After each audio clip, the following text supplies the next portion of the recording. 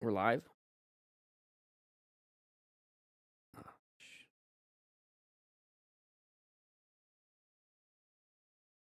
What is up, everybody? Let's get the music back up. I fell asleep with the music on. Whew. was a long night. Nice long night. Lots of work. Working on the new course. Getting everything ready. That was a little white zone, Tony. Yeah. No brown. No brown zone. What's up, Danger Ranger? How you doing? Yeah, working on the academy. Working on the academy last night. Kind of just all night. Somehow I made my bed.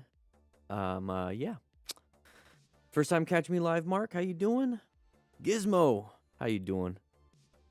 Good night from South Africa, Levi. That's nice. It's 11 a.m. It's 11 a.m. I slept in.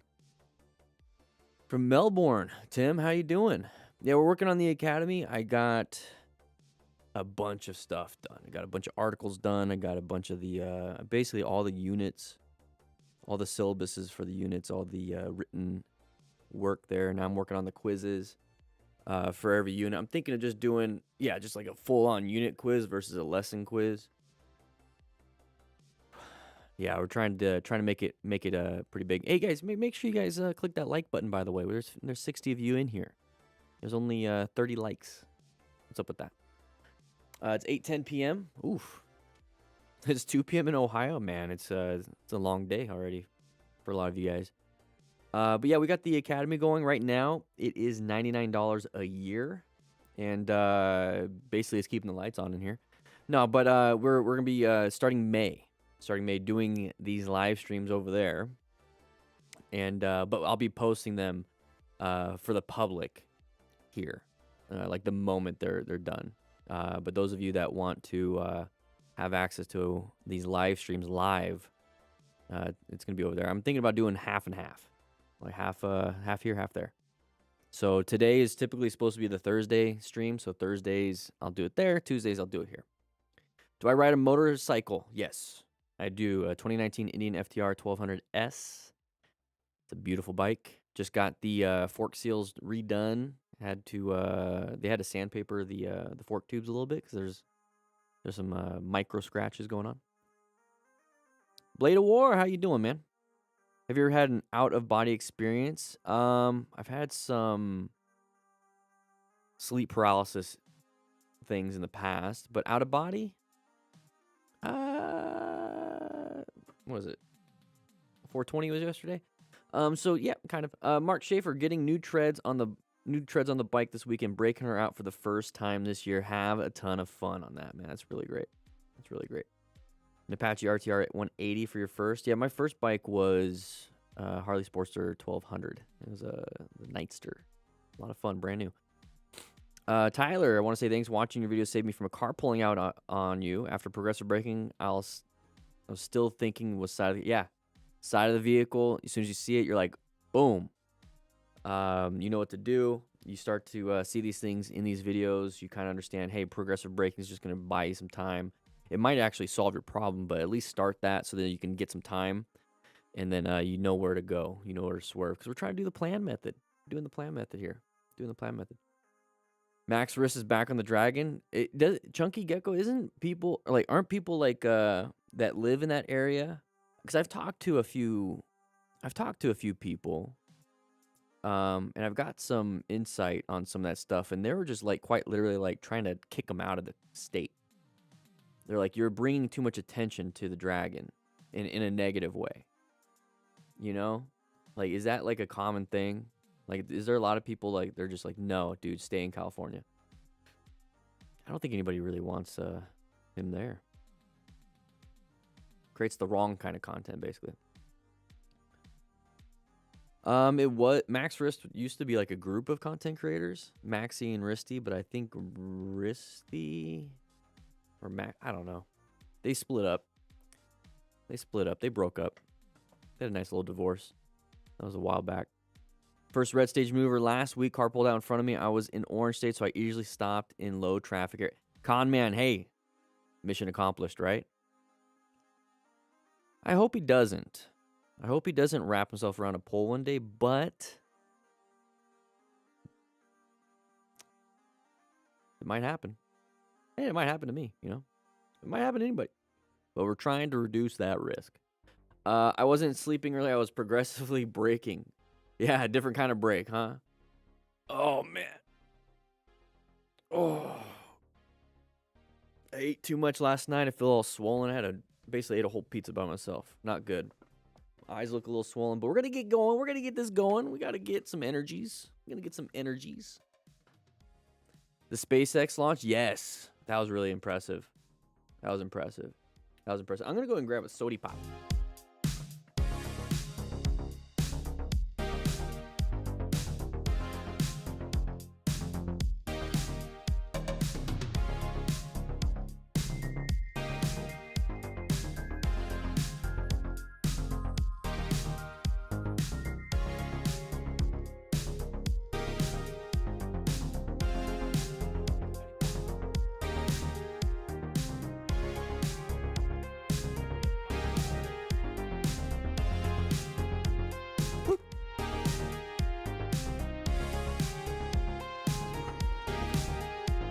Breakfast of Champions. Let's go ahead and turn that down just a little bit. Come on. Got me a Pop-Tart. I'm not getting fat, am I? Nah, I think I'm good. Yeah, it successfully exploded. Hey, that's one of those things. As an entrepreneur, as a business owner myself, I'm not gonna pretend I know what goes on in Elon's head, but the whole idea of breaking, rebuilding, innovating, reiterating, that's quite literally what I do. In fact, let me show you. Get the music back up.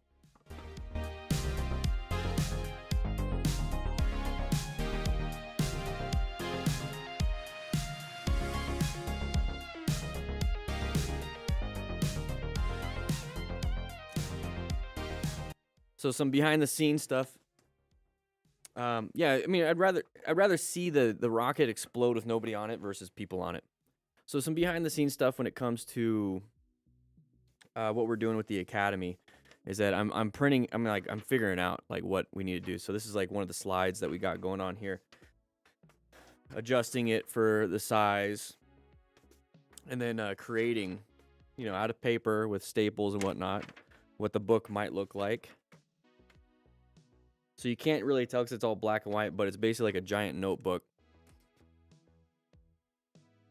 And that's just like one page for one session. So like when it comes to like creating content and when it comes to like blowing up a $300 million rocket, obviously I'm not at that scale, but constantly like building, like doesn't look right, innovate, doesn't look right, innovate, doesn't look right. Just keep going and going and going and going and going and going and going.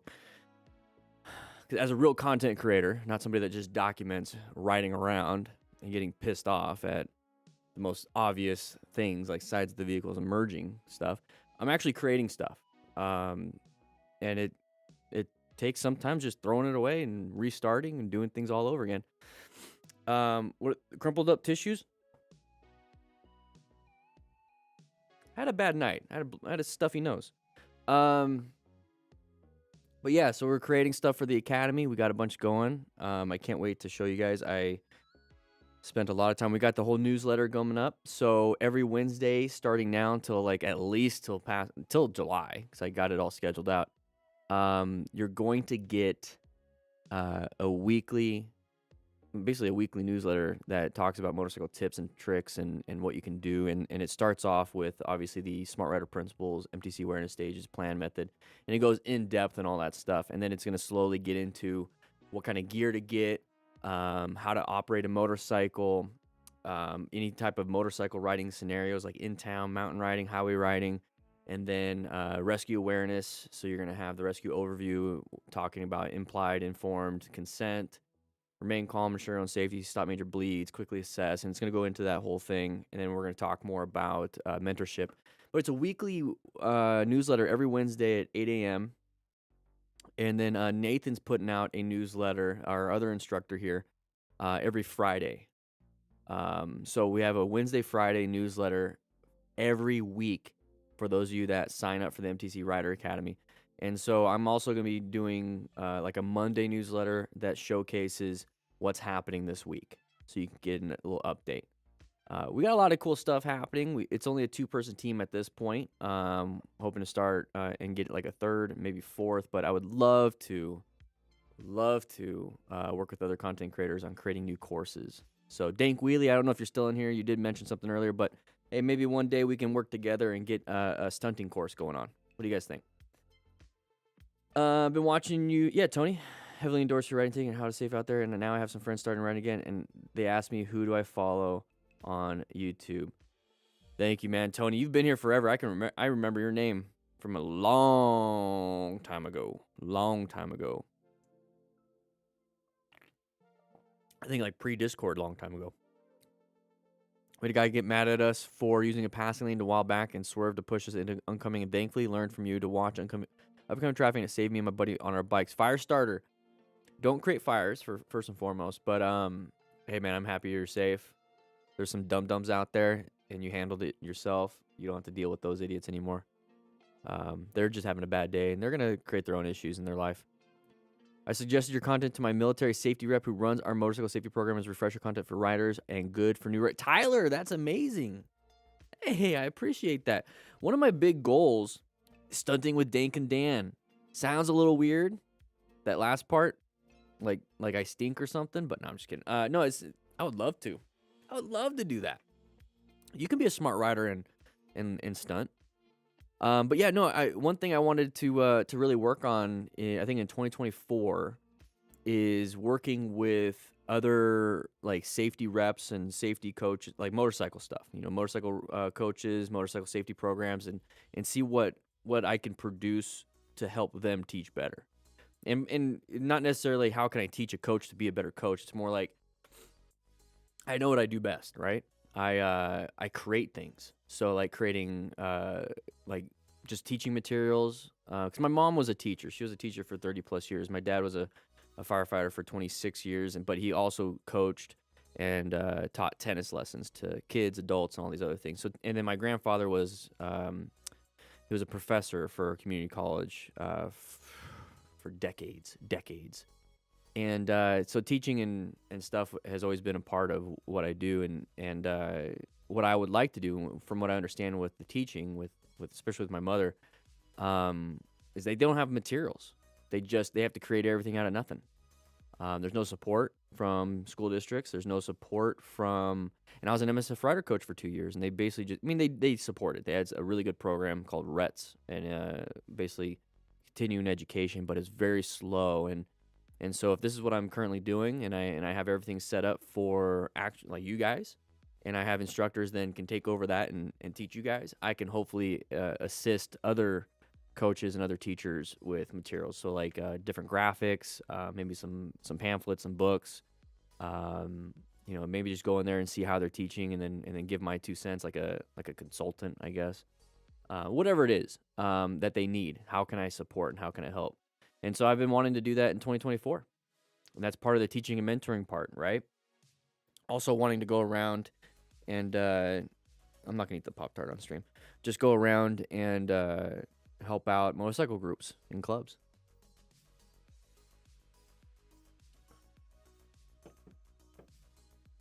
Do you have your helmets close by? I'm curious to see what you ride with. Little Drummer Boy. No, I don't. But I ride with a Voss helmet. The Voss, I think the 602. But it's their dual sport helmet. Link in the description if you want a discount. Would you ever review one of my vids? Only been riding a year on a bike, been a car driver for 17 years. Bandit. I don't really do individual reviews, and I'm actually trying to get away from doing reviews. I want to get more into actual coaching and teaching, because the reviews are after action reviews, basically. And that's only the awareness portion of things. That's that cognitive portion. I want to get to more of the, I'm not going to get away, but I want to focus a little bit more on the on-bike stuff. So if I really went heavy into the reviews, I would be doing one-on-ones and stuff like that. But I'm pivoting my energy somewhere else. Sorry about that. If you send it into Moto Madness and stuff, it might show up.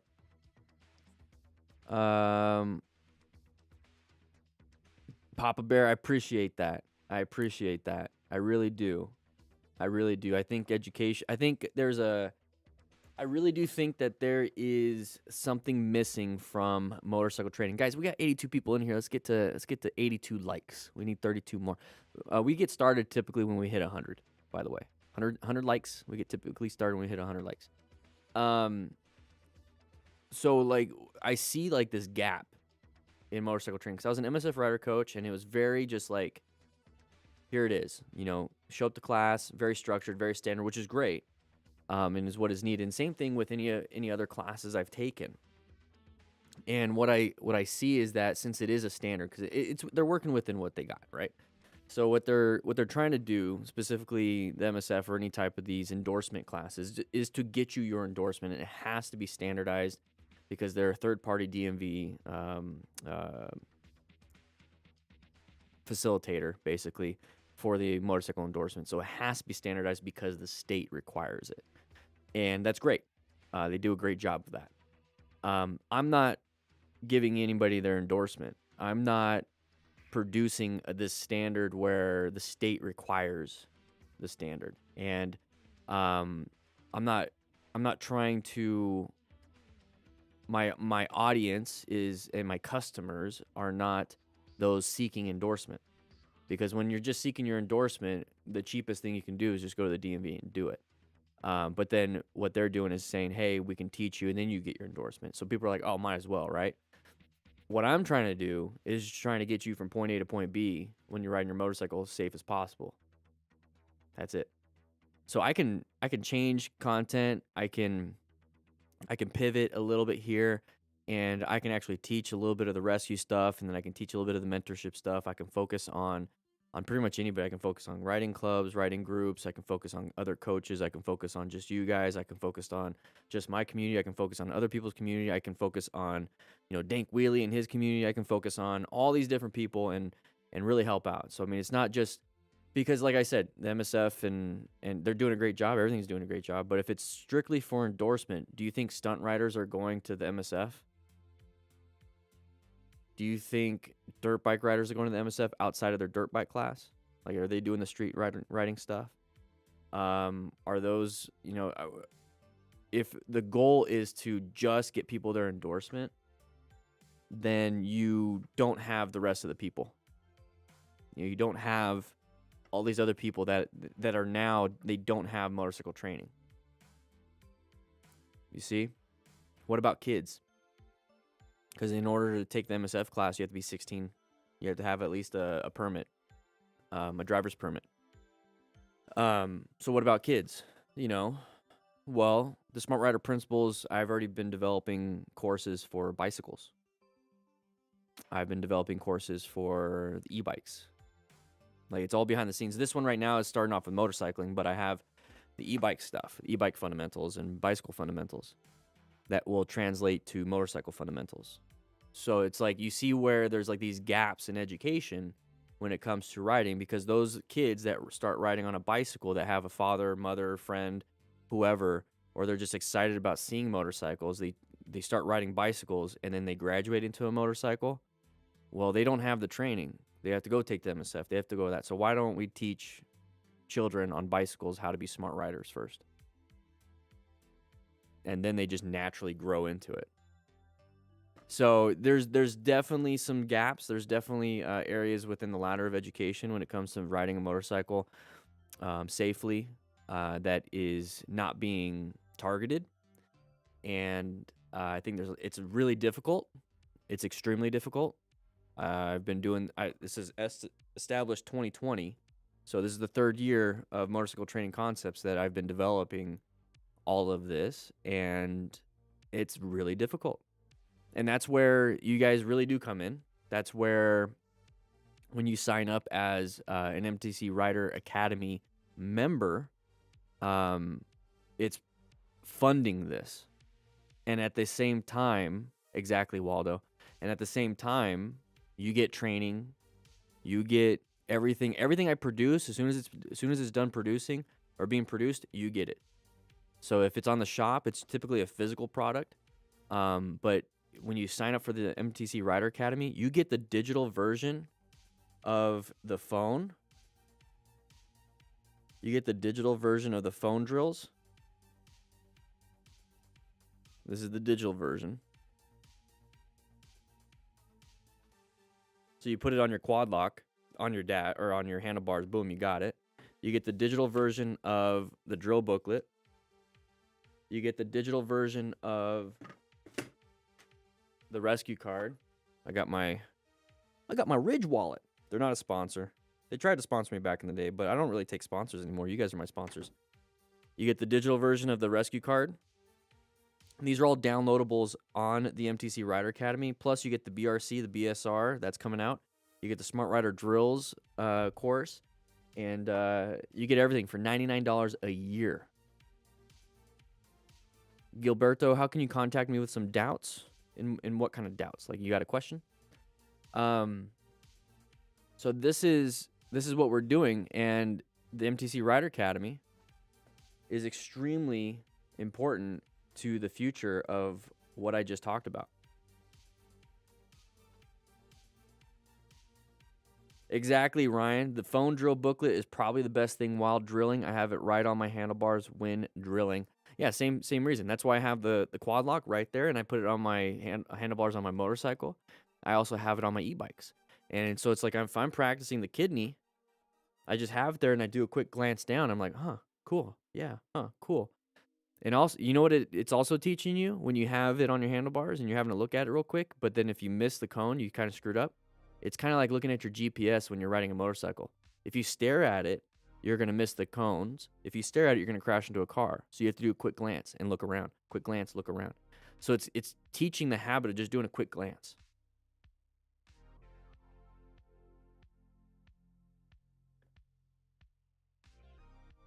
You're welcome, Papa Bear. How would I recommend practicing emergency braking? We're going to have that in the academy. But how would I practice that? I would go to a parking lot. And in the United States, the parking lot spaces are 9 feet. So try to have at least 5 to 8 parking spaces, okay? Nice and, unobstructed, which is typically that middle area where people are driving, right? So it's after hours in a parking lot, about 5 to 8. Put 2 cones at that 5 part, and then put 2 cones like an entry and an exit. And it'd be easier because I have a video on this, by the way, at that 8 part. Get up to about 20 miles per hour. So give yourself some room, get up about 20 miles per hour. Once you pass the first set of cones, apply progressive brake pressure. And then see if you can make it to where you stop before those other 2 cones. But the main goal here is to feel that weight transfer to that front tire. You're going to feel your body kind of move forward when you start squeezing just a little bit. Once you feel that weight transfer forward and you feel it, you can squeeze even harder and harder and harder, smoother and smoother and smoother. Don't slam it, right?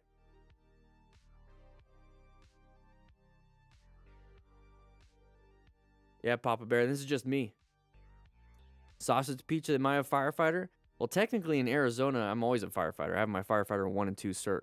But am I a career firefighter? No, I haven't been a career firefighter since May 2018. But I started this channel back in 2012. That's why the name's there.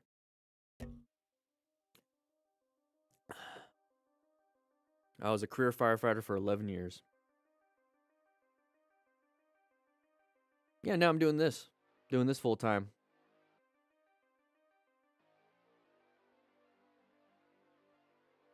Yeah, so you're right, Sausage. Beards, you need to have a face seal for the SCBA, but wildland firefighters can have beards. Just finished EMT school, probably going to pick up one of your trauma kits. Yeah, Tribute. Let's get to 100 likes, everybody, and we'll get started. We'll get started at 100 likes. I should probably stand up. Yeah, no problem, man. Beard, yeah, I know. I get that question a lot.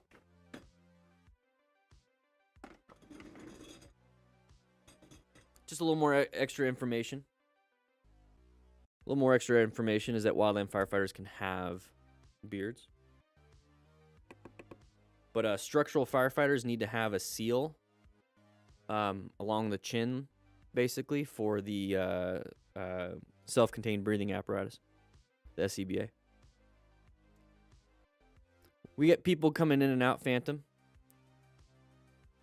So it sticks around 80 because people join and then leave. So if they join and hit that like button and leave, then they still got that like. It's because they see me just talking and not doing the actual crashes. So here's what we're going to do. We're going to go into the classroom right now. Sorry, I had to run. Do we get any more donations?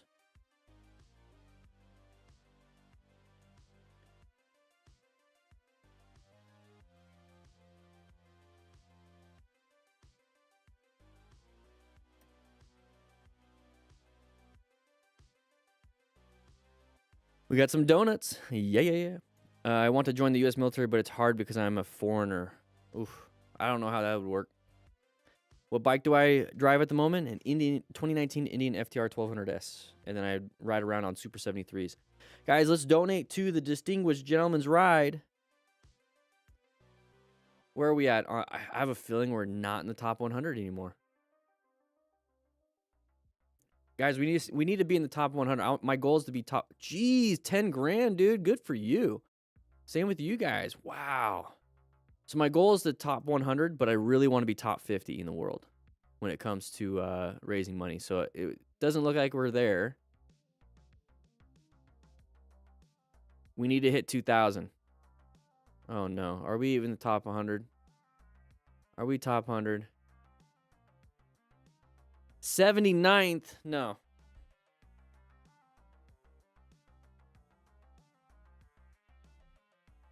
No. Guys, here's the thing. If you donate to the Distinguished Gentleman's Ride, which is at the link is at the top of the chat, you'll get an email. You'll get an email with a 50% off coupon for the cone kit or just this. And you'll get a 75% off coupon for the drill booklet, the digital version. 75% off for that, 50% off for the physical booklet. That pays for your shipping. It pays for everything, basically. Just donate. Just donate any amount of money. You can donate $5 and you'll get 50% off and 75% off. Donate. I need to get top 50. I want to get top 50. It's 5 years running, top 50. And this is, the last 5 years. And this is going to be the first year I'm not going to get top 50. Yeah, I know, right? It's embarrassing. Bank won't let you. Ugh. Sorry about that. Oh, yeah, and here's the academy. We'll talk more about that later. Whoa, what happened here? What happened here?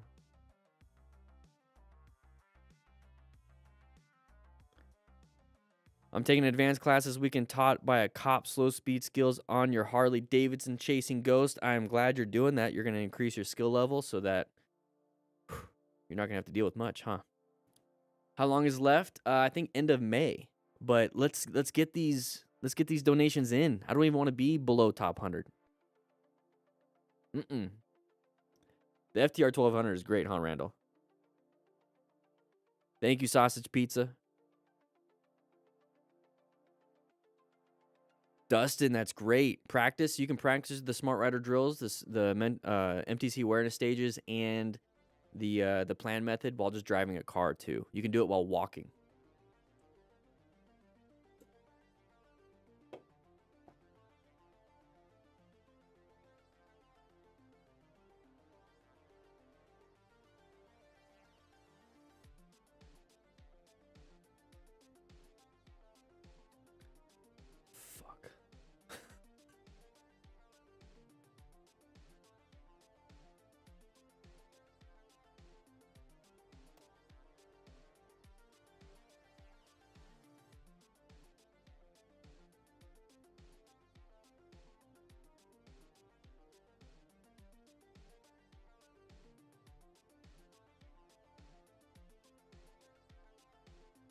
Got to min-max the ride. Very nice. Guys, let's get to 100 likes. Is this live or a painting? This is live, BP.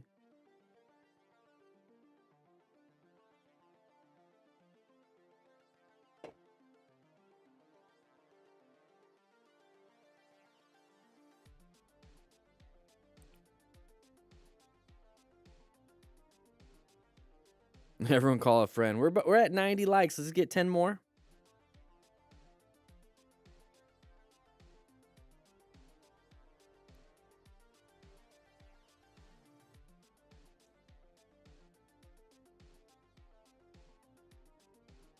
Rare Pupper. How you doing? Produced by Conrad. I hope you do. I hope you go to that. That'd be great. Ever pretend that X's parking space make it in parking lot or cones? Yeah, practicing your weaves, practicing your U-turns. Very good. Guys, we got this video here. Let's take a look. Oh! Hey! Oh! Got a little bit of a vapor. The flashpoint. Oh, man. Let's get to 100 likes, everybody. Yeah, you guys thought I froze. You guys thought I froze. I need to do a little trim.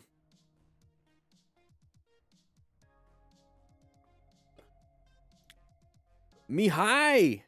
Woo! Thank you for the super sticker. Oh, we just got a donation. We just got a donation. I got to send this email out to him so that you can... Let's take a look. Let's take a look and see who donated. We have a Mr. Patrick. Thank you for the 10, baby. I'm going to go ahead and send you the link. It's going to be sent to the email that you signed up for.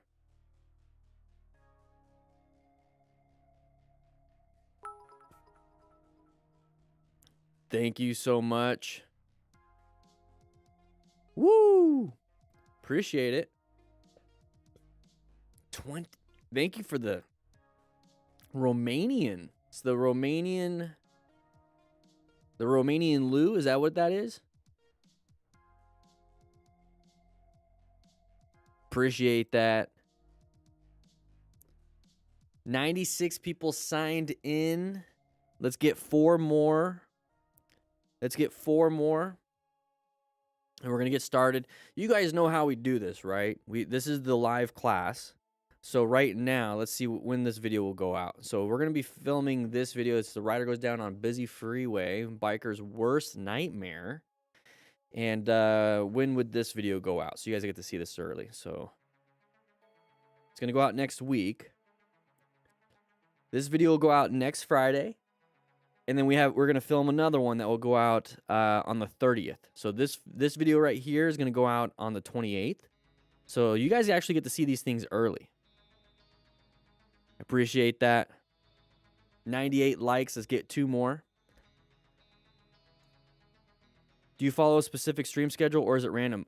Produced by Conrad. Once we get in May, it's going to be every Tuesday and Thursday. And on Thursdays, I'm going to be doing it exclusively for the MTC Rider Academy. So you have to be an MTC Rider Academy member to see these live streams on Thursdays. But Tuesdays, I'll do it here. I'll do it here on Tuesday. You got all zones down and ready to go? Woo-wee. Let's make sure I have the lesson. Let's go ahead and lift this up. Thank you. Yeah, so what do we got? Yeah, we got the lessons here. Perfect. So we can go ahead and talk about that. We can go and bring it back down. Thank you. How's it going? I just took my MSF and got my motorcycle license on Wednesday and Thursday. Hey, congrats. We got 103 people signed in. So what we're going to do is we're going to go ahead and lower the music just a teeny bit. And I'm going to click the record button and we're going to get going. We're going to get started. Make sure I got my pen out. You guys didn't, suck on all the highlighters. Okay, very good, very good. All right, we still got the green ones. I keep throwing out the yellow ones because you guys say they taste like banana, which is weird. Letting you guys have that because we need to use the green one. All right. All right, here we go. Let's go ahead and take, we're going to do the countdown, right? Here we go, guys. I can't look at the chat. I can't look at you guys. I got to focus on this. We're doing this right now. Make sure I got the plan method popping up. Very good. Okay, let's go ahead and get orange stage. Okay, that works. What about the rescue card? Do we have the rescue card? There it is. We have the rescue card. Okay, very good. Mechanism of injury, very good. What else? Brown stage. Very nice. All right. Doesn't taste like lime. Dragon's Fury, congrats. All right, so in 3, 2, and 1. All right, everybody. I think we're going to be jumping into this. Ryder goes down on busy freeway. There he is. And don't do that, guys. And all right, we're going to be on fire here. So Chaos Riders, thank you once again for having such a great video. This is a year old. Using a rock form. Hey, not too bad. They used to... Oh, muddy street. Almost Ryder go... Okay. Couldn't... Muddy street. Muddy street. Almost Ryder to go down. Okay. Here we go. So here we are. We are riding an Indian Scout. It's... I don't know if it's a Scout 60. Is it a Scout 60? I don't know. Can't really tell. Scout 60s are great bikes. First beginner bikes. Amazing. It goes up to 5th gear, and that 5th gear basically handles interstate speeds pretty well because it's like almost like a 5th and 6th gear. But the regular Scout has a 6th gear. Anyways, what we're doing is riding here. What do we have on the ground? We have road surface hazards. Okay, so this is going to be like an orange state situation. We're not really going crazy with the throttle and crazy with the brakes, crazy with the handlebars. We're kind of focused on what areas here actually have good traction. Okay, so we're not speeding hard. We're not doing super quick, because if we do quick with the acceleration, quick with the braking, quick with the turning, we are needing a lot of traction for that. And since we have things that will remove traction on the ground, we can't be doing those movements. So you have to actually prepare yourself a little bit better. So remember, we're planning a ride, okay? But we're going to go ahead and move off of this one because you guys already know a little bit of mud causes some issues. Just don't haul booty. Just go maybe a little bit slower. And we're going to move on to this one. Fellow Beans VR 360. Here we go. Going around. Oh, we got a car. We got... NANI? What are we playing? Street Fighter? I like this camera angle. I'm trying to find a way to add this to the FTR. Okay, that person was supposed to go in the first available lane. We have a green light, right?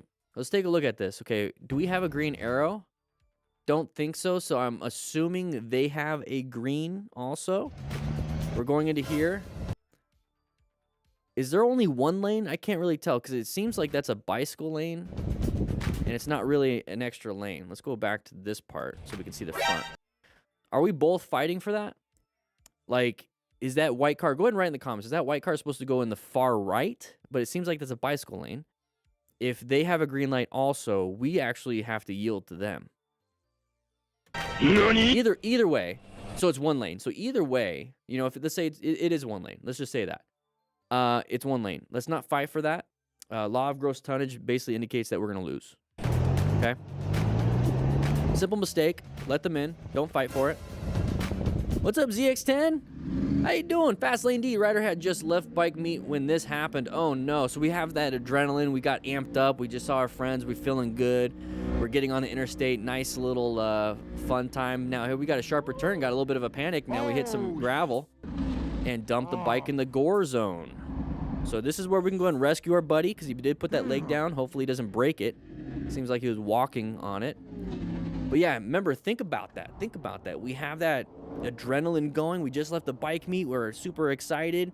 You know, we're riding with our buddies, getting on the interstate, and then we're going to go and split off. You good? Very nice, very nice. Full gear, dude. Gear saved him. First trip wearing his new gear, well, he just used it. So remember, acquire and use personal protective equipment. So your gear might still be good after this. Okay, it might still be good. So when it comes to crashing with your gear, you do want to check to make sure the seams are still good, the armor is still good, and how you can check the helmet. It's going to be difficult. You're going to have to pull all the padding out and take a look at that gray polystyrene foam. If there's any cracks in that foam, replace that helmet. If there's any cracks or breaks in the armor that you have on your shoulders, hips, if you have them on the elbows, replace the armor. But the helmet, you definitely got to check the inside. You definitely got to check the inside. All right, here we go. Oh, another low side.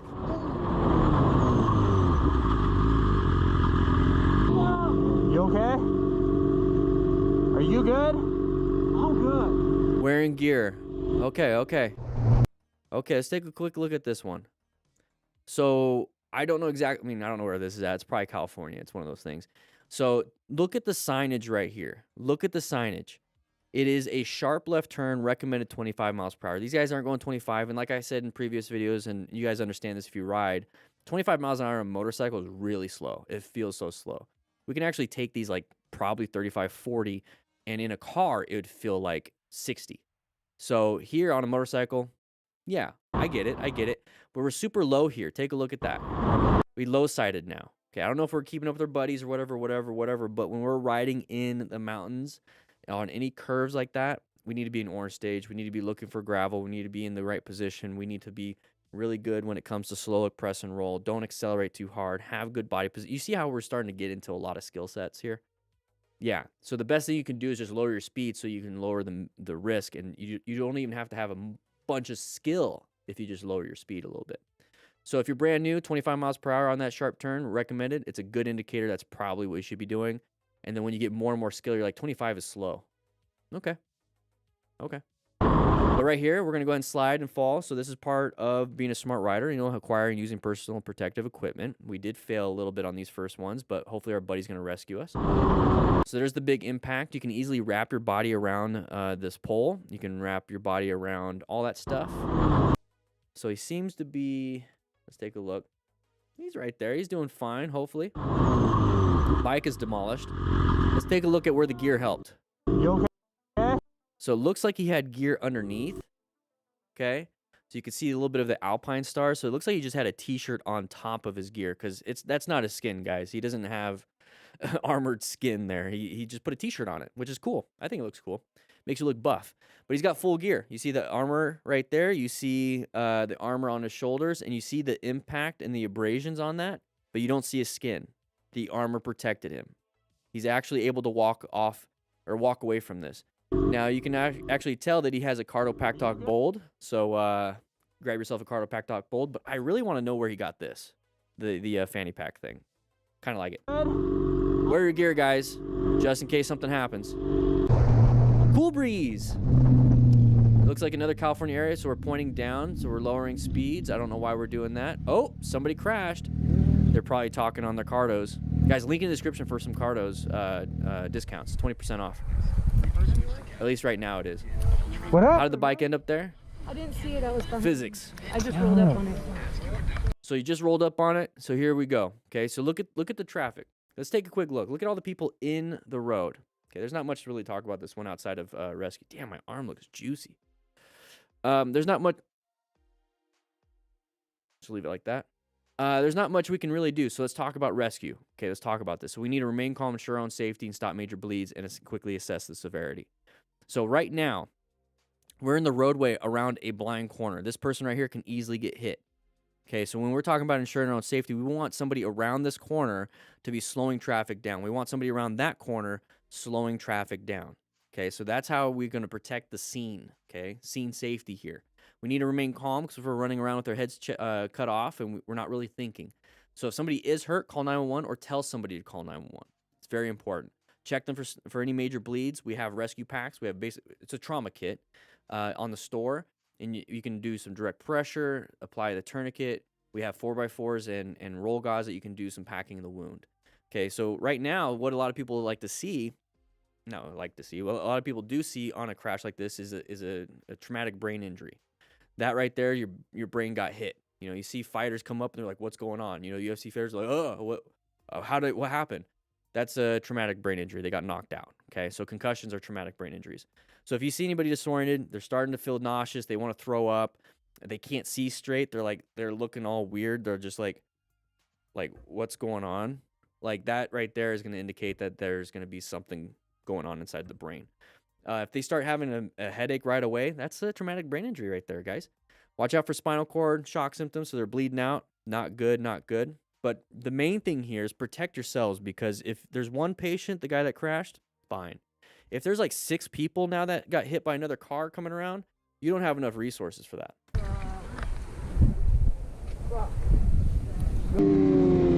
Which Cardo is the best one to start with? They have a really good, let's go ahead and bring it up right here. That's a great question.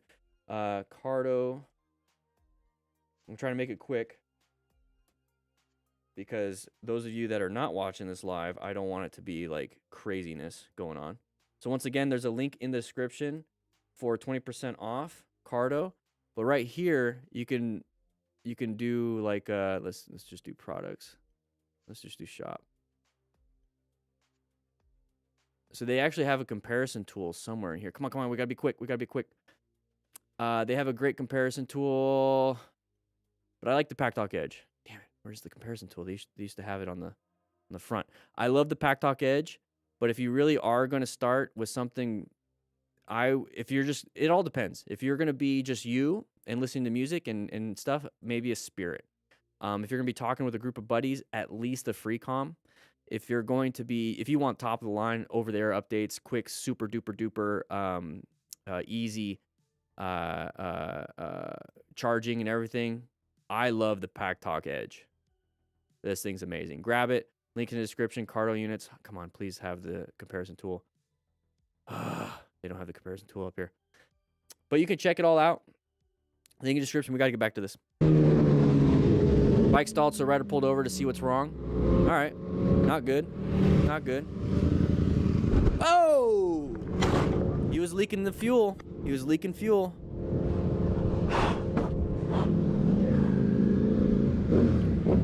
He was leaking fuel. So something was happening. So we talk about, you know, as a firefighter and everything, right? This isn't an explosion. Okay, so the vapors were actually, and he did get burned. I'm more than likely he did get burned. So it's not an explosion. He was leaking fuel and the vapors were coming up. There was an ignition source, which was basically heat from the exhaust or heat from the engine that got it to its flash point and got it to ignite. An explosion would be high pressure. This wasn't high pressure. Okay, that's a BLEVE. So right here, just yes, it's gonna do that, but that's because he was leaking fuel. It was leaking fuel out. Not good. It's kind of the same thing. It's almost like splitting hairs, but here's the thing. Check your gear, check your bike, make sure it's actually functioning well before you start riding. And if this does happen, it would have just burnt his gear if he had full gear on.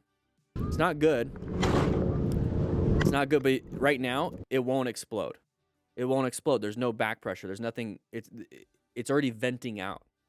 So when you have like your propane tank or basically anything that is compressed, and all of a sudden you hear it like vent. There's like vent tubes and vent holes and everything, and you hear it's like tss, it's preventing itself from actually exploding. It's venting already. Yeah, check your fuel lines. Yeah, he did exactly what he was supposed to do. He got off the bike, and you can kick it. It's removing the fuel source. That's one way of putting things out. But if you have sand, throw it on there. Fucking set on fire. Yep. There was a leak somewhere. So he's removing the fuel source right there. Move it. Push it forward. Just push it forward. Yeah, push it forward. So right there, he's knocking the oxygen out of it. Kickstand down. Kick it down. Are you okay? Yeah, we're okay. My bike caught on fire. Okay. Hopefully he's doing fine. All right, Il Moreno, wear some gear, guys. Okay. It's an interesting point of view. I don't want to see your booty. Got pissed off. Your lane filtering.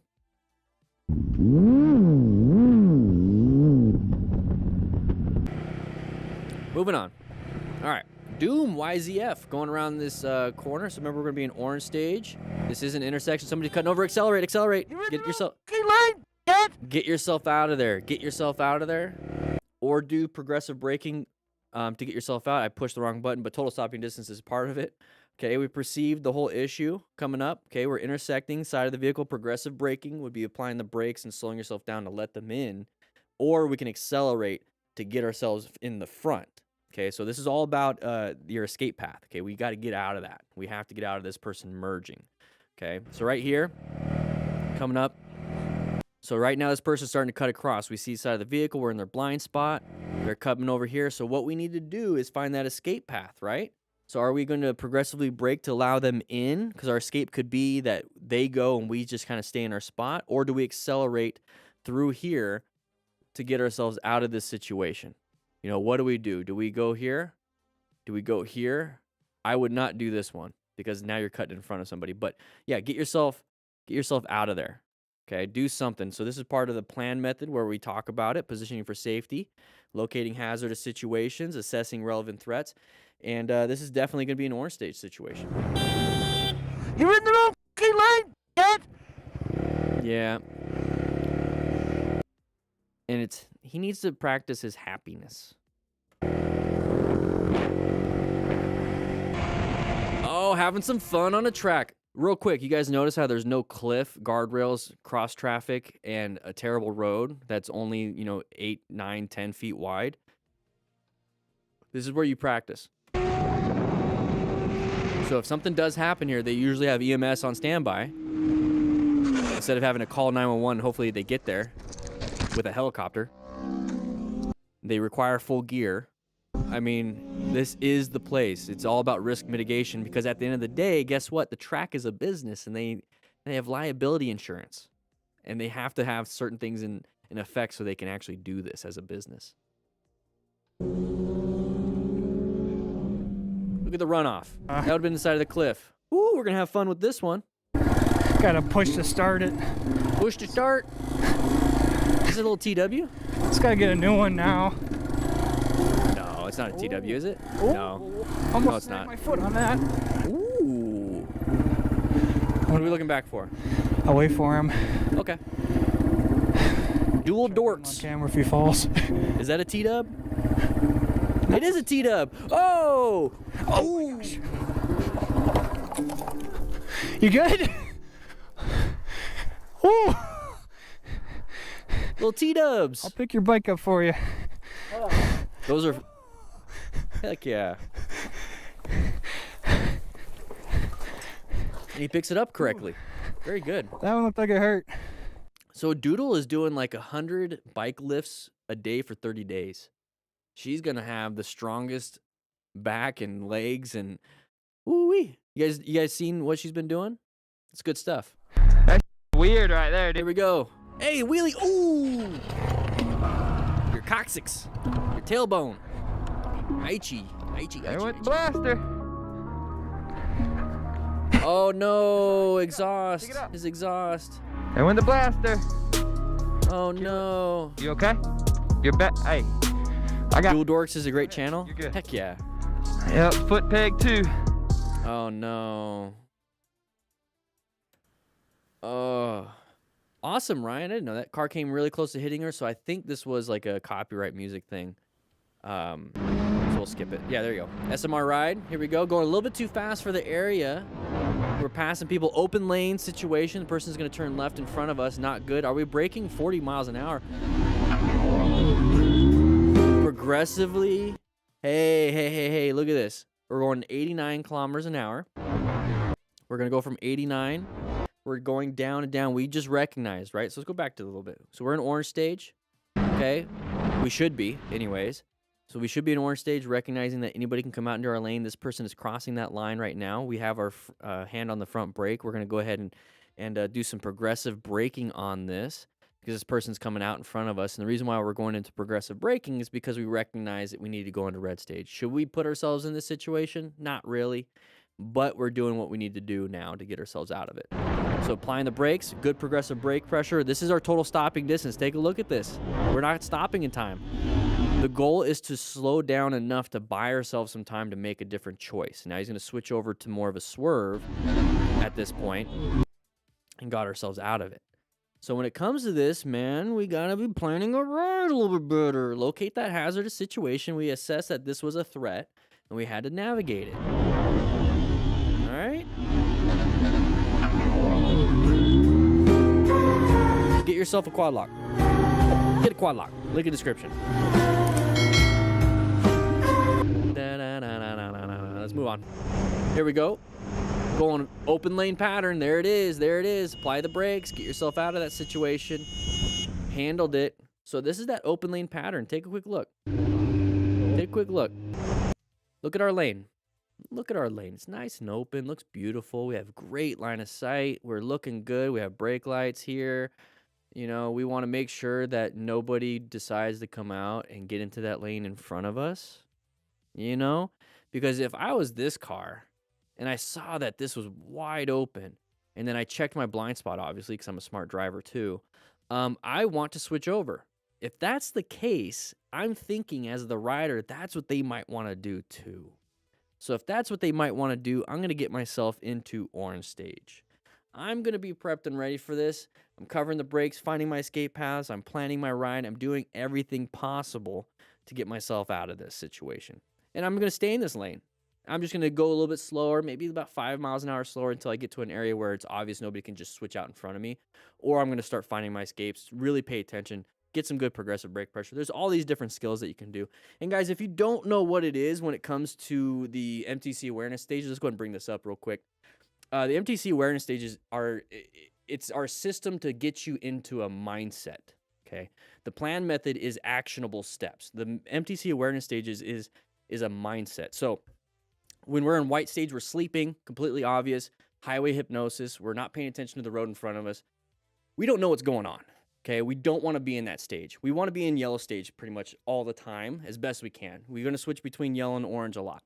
So yellow stage, we're focused, we're alert, we are doing what we need to do. This is about 80 to 90% of your riding. Okay, you're actively scanning, you're just riding around, enjoying your music, doing a quick glance at your dash, whatever it is. You're scanning for any hazards, road surface hazards, roadway users, whatever it is. The moment you start to realize you're in a bad situation, like an intersection corner, you see that open lane pattern we just saw right now. You start to see, you know, a bouncy ball go into the street. You go into orange stage, you're on high alert. And it's like I said, it's typically intersections. You're covering your brakes. You're searching for those escape paths or escape routes. You're actively doing something. You're in that something's weird mode. It's almost like when you're getting into a parking space or in a parking lot. You're looking for a number on a house, and you have the music blasting. You're like, let me turn down the music a little bit so you can focus. That's what we're doing here. We're removing all the stuff that we don't need and focusing only on the stuff we do need. Red stage right here, we saw something. We literally saw something. So let's go back to this. So we're coming up to here. We saw this person come out right there. That's going to be, now we're going to be in red stage. Okay. So we're going to be in red stage here. We saw something happen. We have to do something about it. Progressively brake. We're going to swerve. We're going to even accelerate into a new spot. We got to do something. Okay. We got to do something. So right here, we got brown stage. Okay. Brown stage is when, you know, we have to do something, but, something didn't happen. We panicked. We froze. We target fixated on the wrong thing. We crashed, or we're going to crash, or we just, you know, we hit a mirror, right? We don't want to be that. So these are the MTC awareness stages. This is part of the basic Smart Rider course that we have launched right now. It's the Unit 1 is launched. Unit 2 is going to come out May 7th, and that's about gear. But the MTC awareness stage is just one lesson, basically out of 9, okay? So let's get back to this. That's red stage right there. Oh, tu as la caméra? Putain, caméra, putain. Rider upset, cut him off, decides to go talk with driver. Okay, we're going to skip that. Bonjour.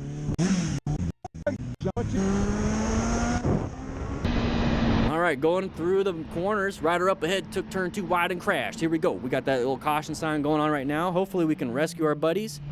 So once again, orange stage. Orange stage during this situation. Oh, he's not getting up. Are you okay? Oh, no. Look at the leg. Look at his leg. Ooh. Fuck. Okay, that's a tattoo on his arm, but his leg. What's wrong, G? Stay. Don't move. Don't move.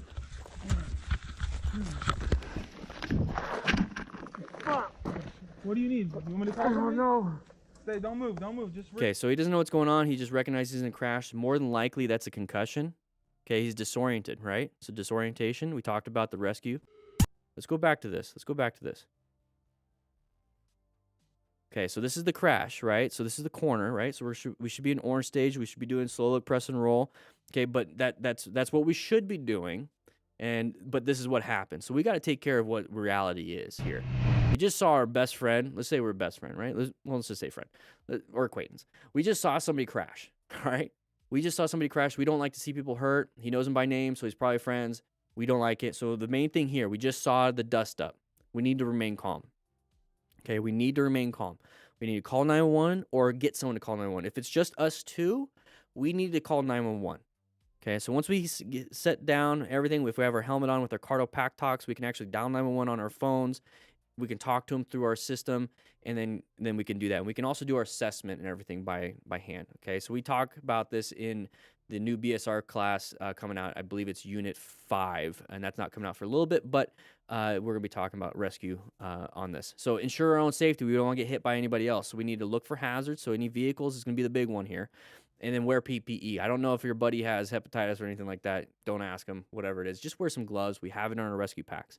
Stop major bleeds. Okay, so road rash, what we're going to see real quick, that's going to be more of that capillary bleed, a little, maybe venous bleed. So it's going to ooze out if it's capillary. Venous can still bleed a lot. Arterial, it's going to be pulsating. Okay, you're going to have some pressure behind it. So we have direct pressure, tourniquets, or pack the wound. Okay, so we have all that equipment inside our rescue packs. Quickly assess the severity. So when we're talking about an assessment here, okay, this is the back side of the card, which, guys, like I said, it comes with the rescue pack. And then if you are an MTC Rider Academy member, you actually get to download this as a PDF and you can print it off yourself. Okay, so go ahead and become a member. But right here, disoriented, nausea, vomiting, vision impairment, all that stuff, loss in sensation for spinal cord injuries. So if he's starting to say, hey, my legs feel tingly, my legs feel warm or weird, and my arms feel weird, or I can't feel anything, don't move him. Don't move him. Put him in, if you can, put him in a position for comfort, but more than likely, get him on his back. Keep him supine, get him on his back. So use the earth as a splint, basically. Shock symptoms. He starts to get pale, cool, diaphoretic. Don't know what diaphoretic is? Think of somebody just getting out of the shower without using a towel, and they're just drenched, and they're pale. Completely pale, almost see-through. That's diaphoresis. That's diaphoretic. They are in shocky symptoms right now. They're blood loss. So hypovolemic shock, neurogenic shock. You're going to have other issues. Probably not septic shock because it doesn't go in that quick right now. That's basically an infection. Lots of issues. At the end of the day, what can you do? Lay them on their back, okay? Because if they're in shock, if they're losing blood, they're not getting blood to their brain. And guess what makes it difficult to get blood to the brain? Gravity. If I'm standing up, you got to pulsate it to up there. So if you're laying on your back, it makes it easier for the body. Stop any external bleeding, lay the rider down, monitor any changes, and inside our rescue packs, we have Mylar blankets. Keep them warm. Okay, keep them warm. All right, so now we have all that. That's really quick rescue awareness that we're talking about. He's not getting up. Not good. Park the bike. Ensure your own safety. Go up to him. Don't get distracted by or what looks like bad injuries. So take a look at his head. He went face first. Imagine if he did not have a full face helmet. So part of Unit 2, Lesson 2 is going to be talking about helmets. And the only helmet I recommend, there's two kinds of helmets I recommend. Full face and modular helmets. And the only reason why I do modular helmets is because you can actually make it a full face. This right here, he would have no face, no airway. He'd probably be dead. Just ripped off. That's why you wear a full face helmet. Look at his arms. Okay, I can't really tell about road rash on that, but he probably does have road rash. If you notice on this turn right here, if we do a quick little assessment, it's a left-handed turn. So if he low-sided, which side of his body would be mainly road rashed and abrasions? Because we're talking about mechanism of injury right here. If he fell to his left, the left side is going to get scratched up and get pretty messed up. Now he's going to tumble. And he's going to have now everywhere, but most likely left side, right? Most likely left side. So when we see his left side right here, you see how his clothes on the left side is pretty much ripped apart. So more than likely his right side is too. Or I'm sorry, his left arm. You see it right there on his left side of basically his kidneys and his stomach. And his hips. His phone is gone because he needed to have a quad lock. Put it on your handlebars, buddy. Just kidding. He's going to have road rash here, but you can also have like sticks, gravel, anything that can puncture. And this is where tourniquets packing the wound, no, not in the arms, but tourniquets or even direct pressure would work. Junctional sites like the hips, in the up here in the chest and the shoulders, parts where you can't get a tourniquet is good for packing the wound. But look at his leg. Okay, you can kind of see it before the text comes up. You see the discoloration just a little bit? It's a little bit difficult to see. Okay, so he got ripped up right there. Okay, this is where motorcycle pants really come into play. This is his normal skin, right where the stuff is right now that I have, the little highlighter. So his normal skin, pretty pale, right? And then all of a sudden you see darkness, a little bit of darkness, that outer layer. So that is going to be the street transferring. So you ever talk about, when you get into a car accident or you hear about people getting in a car accident, the paint transfer. If you have a white car and the car that hit you is red, and now you have red paint on your fender, that's the paint transfer. So we have asphalt transfer to his leg. Okay, so that's the initial. And then all of a sudden there's no more of that black area from the asphalt on his leg when you go inside, right? kind of like a jawbreaker when you get to the middle, different layers, kind of like a tree, you know, with the rings.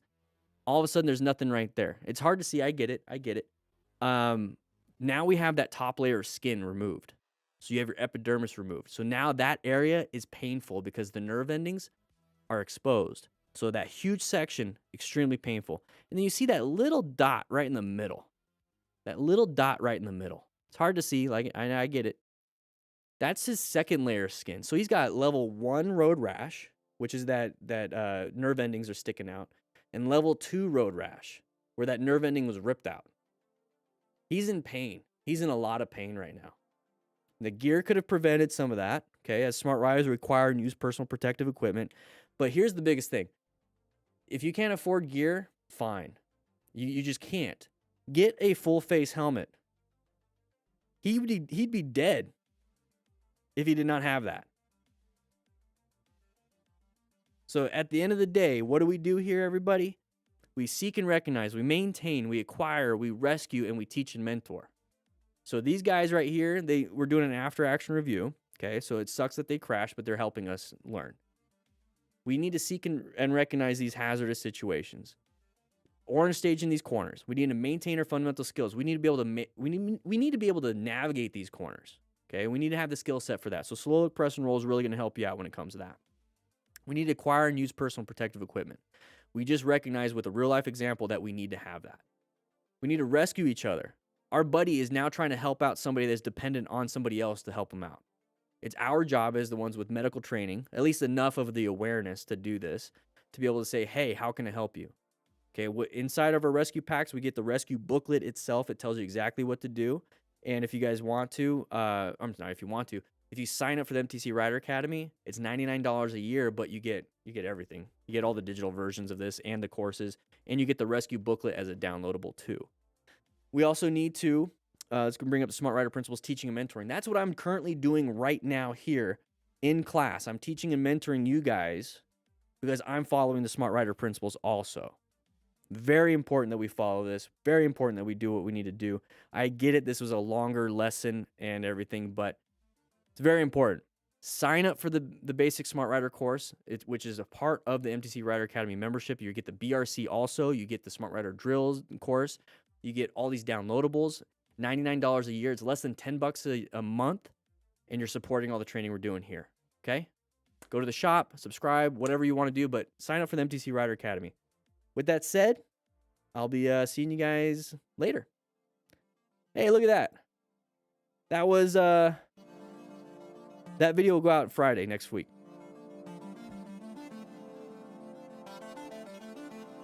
Whew. Yeah, we have donuts, Z. Hey, wait, whoa, wait. Why do we have a transition like that? We're just going to zoom out. We got donuts. Z, go ahead and grab a tray for the mods. Yeah, go ahead and grab a tray for the mods. Enjoy yourself. Appreciate having you here.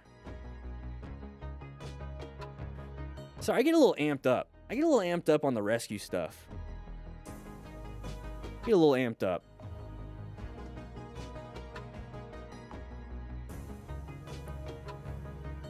Do you personally make videos on riding safety, such as taking corners at higher speeds, Tony? I don't, but that's going to be Unit 3, Lesson 4, Mountain Riding of the new BSR course. And I do teach, I really focus on slow look, press, and roll. I focus on the road strategy, so we're actively searching for those road surface hazards. We're looking for signage. We're looking for things that will get us in trouble. My main goal when it comes to like riding in the mountain like this, I love nature and I love the freedom. So I'm not in a rush to get out of there. I'm enjoying the ride, if that makes sense. So I don't try to go fast. No, I don't do that. But there's, if you want to do that, there's plenty of people out there. MotoJitsu does some good stuff when it comes to riding fast. Yamaha Champions Riding School does some great stuff when it comes to riding faster. Yeah.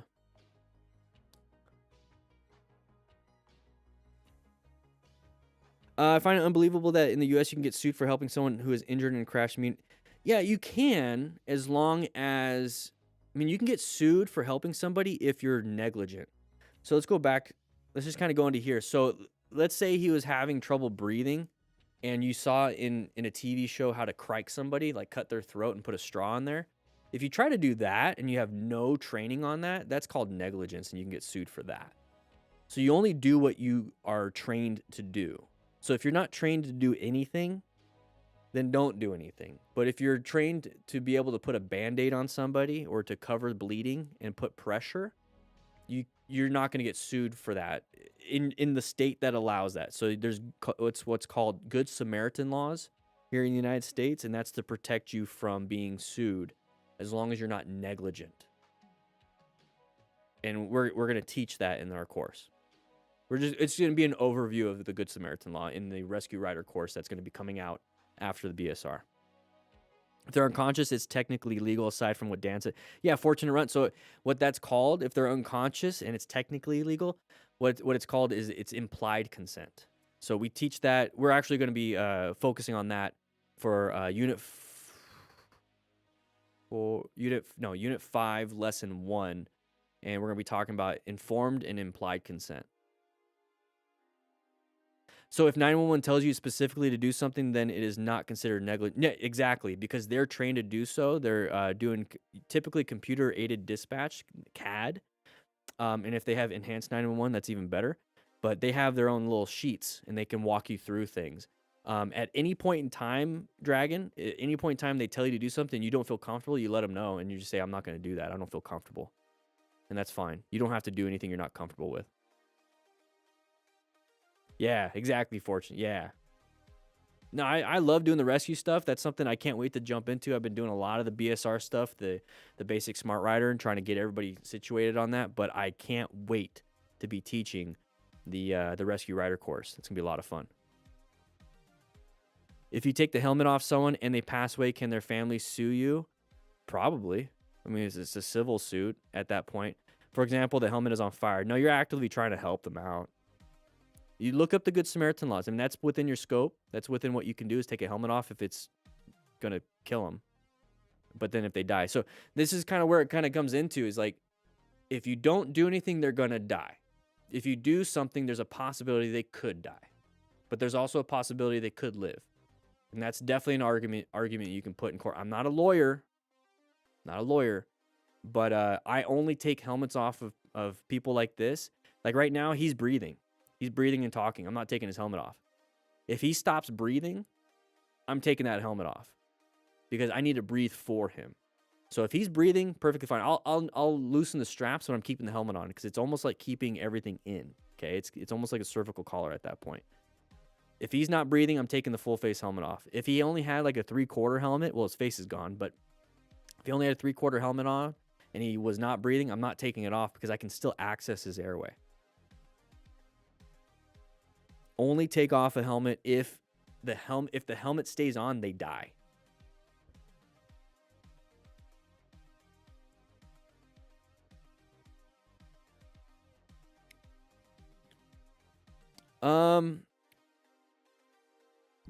You could easily fight that in court because like if you start CPR, like think about it. There's other situations and what ifs. If you start CPR and EMS doesn't show up for 30 minutes, good luck.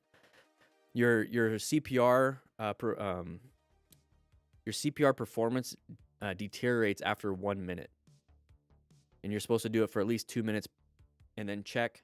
But yeah, you just do the best you possibly can, and you're like, if I'm physically exhausted from CPR and I couldn't keep going, it's not your fault. Do the rescue packs come with the CPR mask? They used to, but I decided to take those out. Because there's something called compression-only CPR, CCR, basically. And what you can do with that is you just do compressions, and that's good enough until EMS shows up if you're not comfortable with putting your mouth on somebody else. Yeah, produce. And you can get vomit in your throat. You can get other issues because now you have body substance issues when it comes to that. And then what they found is that if you stop doing compressions to give rescue breaths, and it all depends on the kind of thing that happened. Okay, so there's American Heart. There's a reason why you do 15 to 2 breaths for different situations. But for the bystander assisted CPR, I'm not a CPR certified to teach, but I am CPR certified. But what they recommend if you're just a bystander, it's much easier just to do compressions. And what you're actually doing is just circulating the already pre-oxygenated blood that's inside the system long enough for firefighters, EMTs, anybody else to come by with actual equipment. So they already have oxygenated blood, and all you're trying to do is keep the brain alive until somebody else shows up. How much are the packs? 155. You get a blue training tourniquet with it. You get the rescue booklet with it. You get the rescue card with it. You get the Smart Rider patch with it. You get a safety vest with it, and everything that comes with the rescue pack with it. You get all that stuff. The vests and training tourniquets that go with it, those are while supplies last. 6 minutes, yeah. Typically, like if you're up here, you can have some issues with that.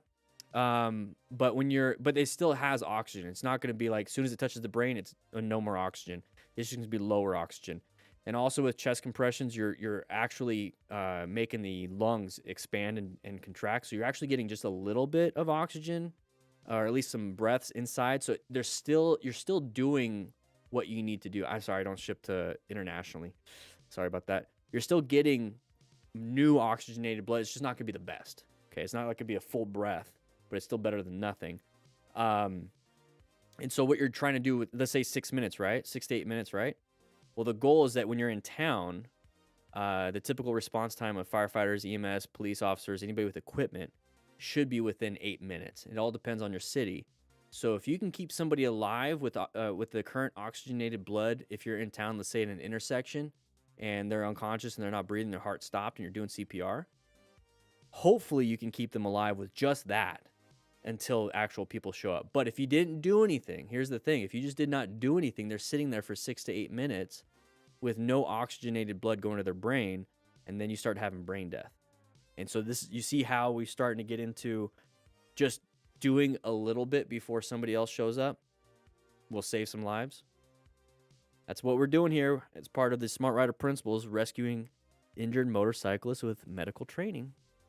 Great questions, guys. Great questions. Dragon, great questions. If they're unconscious but are also bleeding from their nose, what would you do? If it's just a simple bleed from their nose, not much.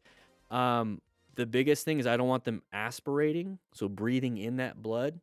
So I would gently, with C-spine intact, I'm gonna have somebody, or I'll hold their neck, and I'll have somebody else help me roll them off to their side so they're into that recumbent position, the left lateral position, so that if they do bleed, it's actually going to exit out of the mouth and nose versus going down into their airway. But that's with my training. Do you have any videos specifically yes, we do. We do, on motorcycle training concepts. Great questions. And guess what? This was taught by Prep Medic, an amazing medic.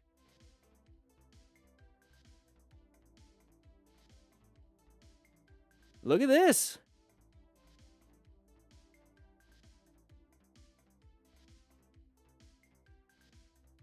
In this video, we're going to be discussing why you need to be carrying a trauma kit and why it's important to be trained in how to use it. In the United States, which is...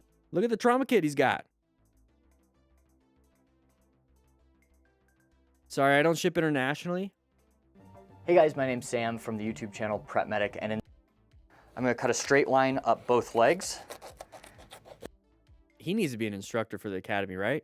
You know what, should I get him to teach the rescue? I think I need to get him to teach the rescue rider course. Can let's send him an email. Let's see how, first let's talk about a contract. Let's see how much it costs. Because this guy's a medic. He's got his great channel already. Might not have the time. Yeah, go ahead and let's go ahead and budget for it. Hey guys, my name's Sam from the YouTube. These are our cravats. You're gonna take in this position. We can tie this. We have your basic sling, and we have this. He's using our kit. This Hey guys, I'm Sam. He's using our kit, guys. Look at that. 1 second.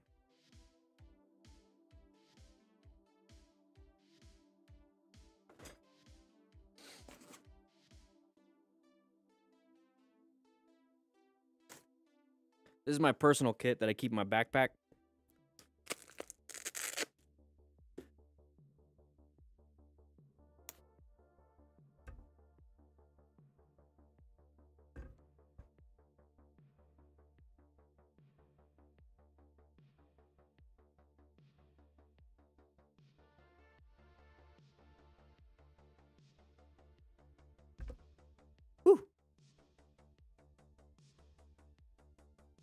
Major bleeding at a moment's notice.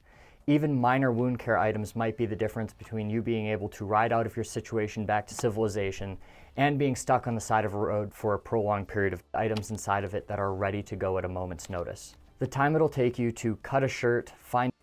Hey guys, my name's Sam from the channel. Kit here, and we're gonna lay it down across the buckle so the Velcro is facing up and this is facing the windlass. We can take this and we're gonna fold it again in on itself, almost like an accordion.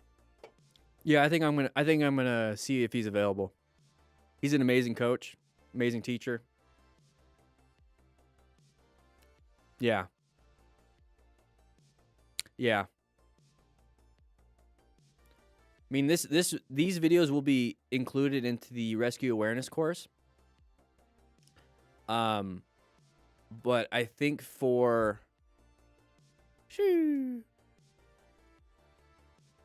oh, you know what? I gotta update these.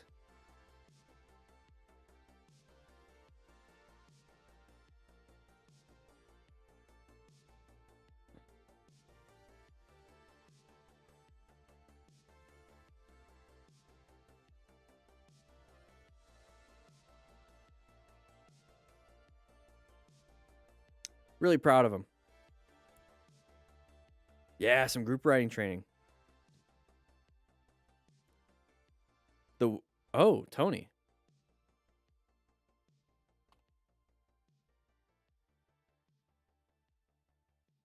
You're right. We got to fix that.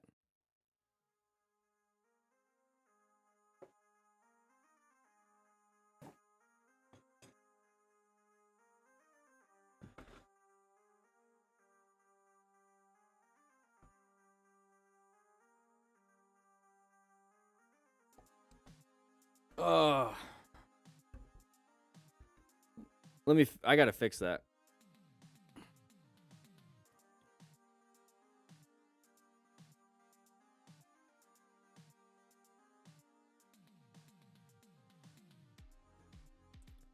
Good catch.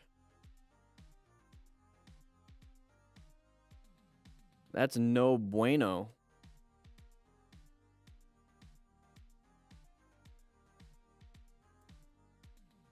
That's no es bueno. Yeah, we got to fix that now. Thankfully, you know, this is part of the live stream. You know, we just kind of hang out and doing our thing. We're going to get back. We got another video. Don't worry, guys. We got another video. But this is important.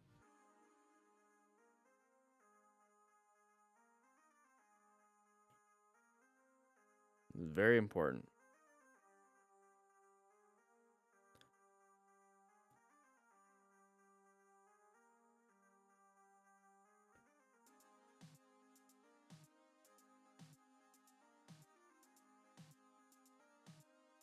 Yeah, flares are just like really hard to like keep on the bike, if that makes sense. You know?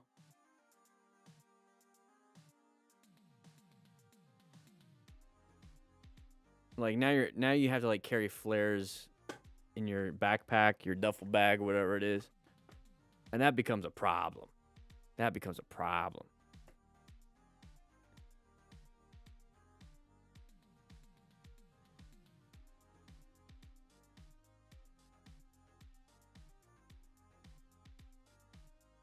Oh, just had some stuff happen.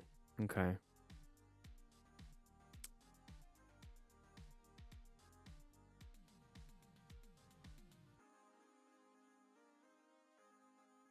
Okay.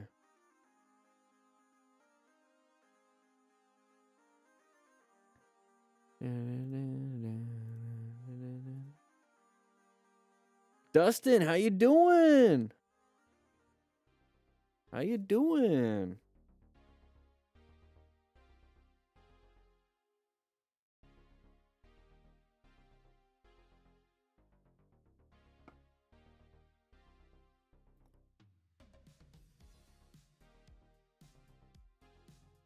Do you promote ethical hacking on your website?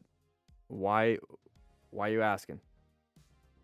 Because no.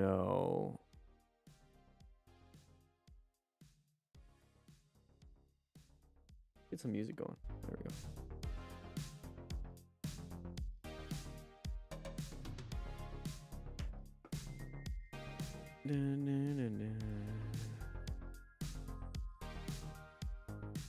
Beautiful day in Pennsylvania.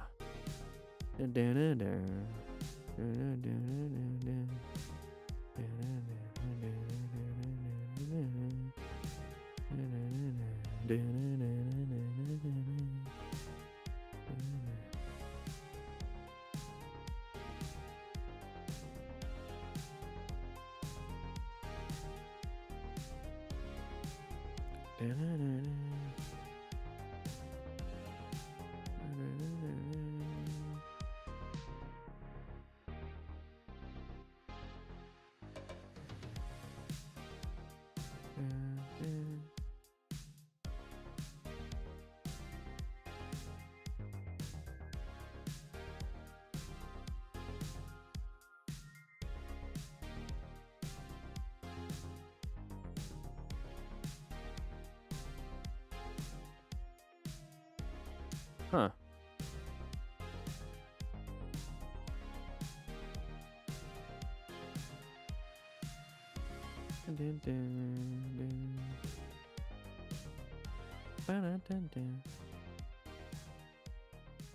Oh, okay. Well, I don't necessarily promote it, but I mean that's helpful. It's just I'm trying to like we're just kind of hanging out right now. Because there's a reason why this domain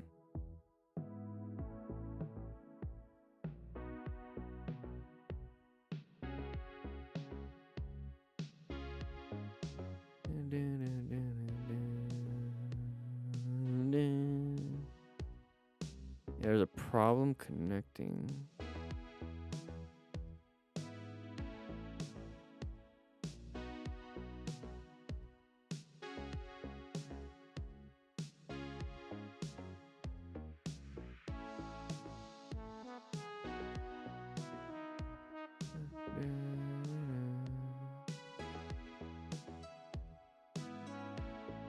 Yeah, nobody's really safe.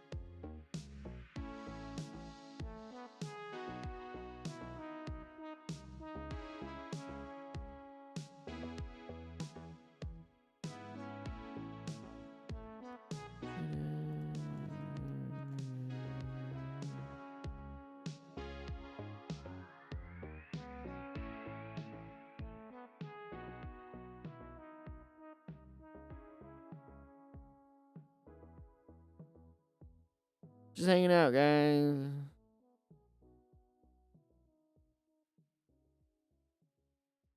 Just hanging out.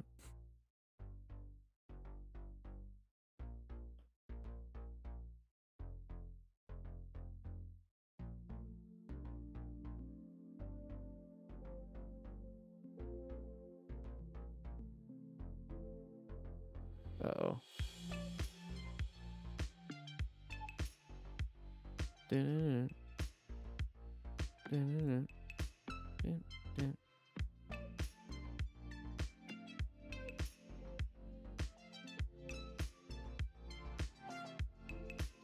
All right, get another donut, Gizmo.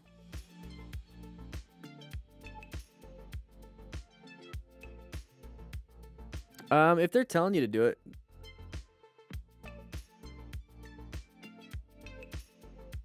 you're able to get onto Dragon.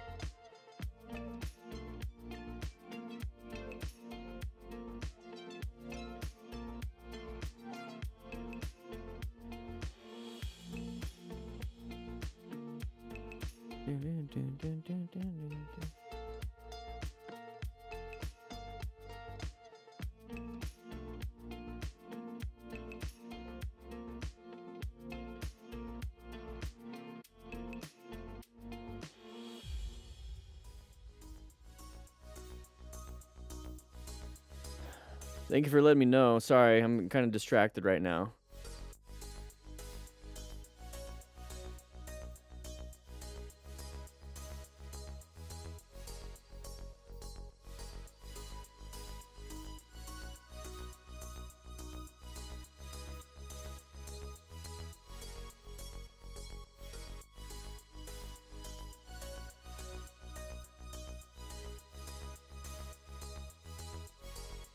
Yeah, if they're telling you to do something, you got consent. Jonathan Manus, we had a website issue. So we're solving it with the help of our ethical hackers. Basically just told me I'd screwing everything up.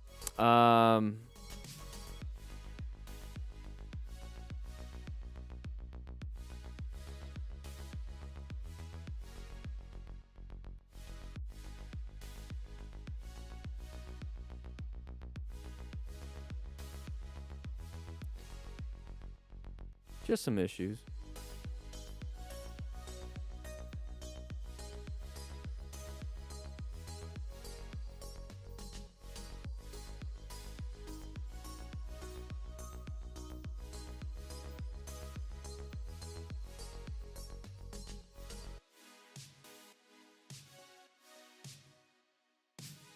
Dun, dun, dun, dun. Ba-da, ba-da. We're working on it.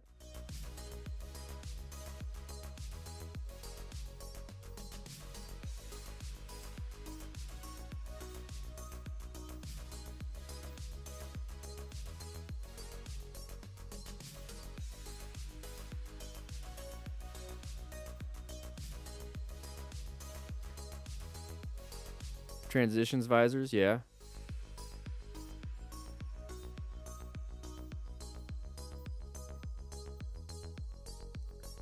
Just working on some stuff real quick. Almost done.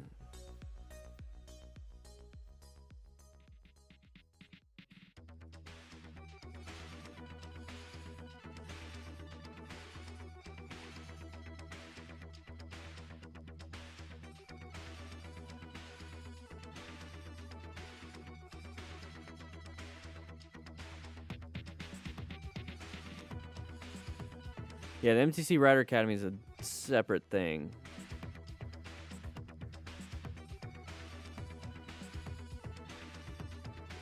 Basically what I just did was transfer the domain right now. All right, seems like we can get back into it.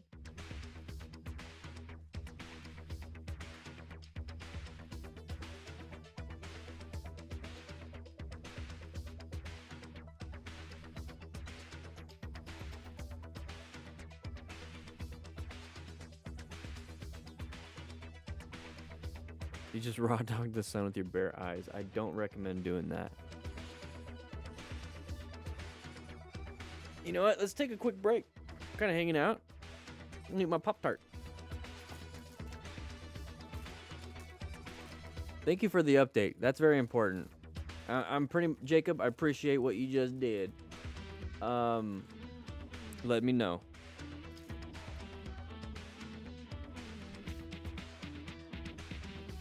Thank you, Ronnie.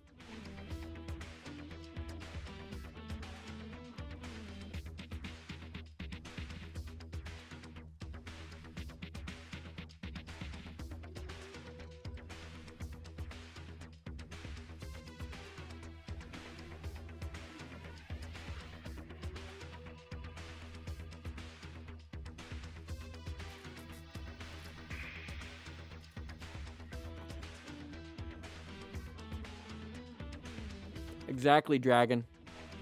I recommend it too, even if you've been riding forever. Depends on if you can handle that, Dustin. Depends on if you can handle that, and by handling, I mean like you're a bigger guy, got a little bit of training. Because 1100 is 1100. I started off on a 1200, but I was already driving a manual transmission truck for like 10 years. So I understood the clutch.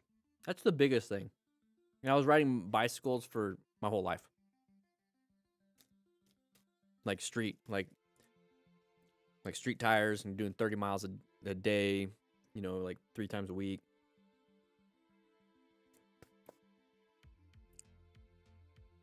The shifting is the biggest thing that gets people.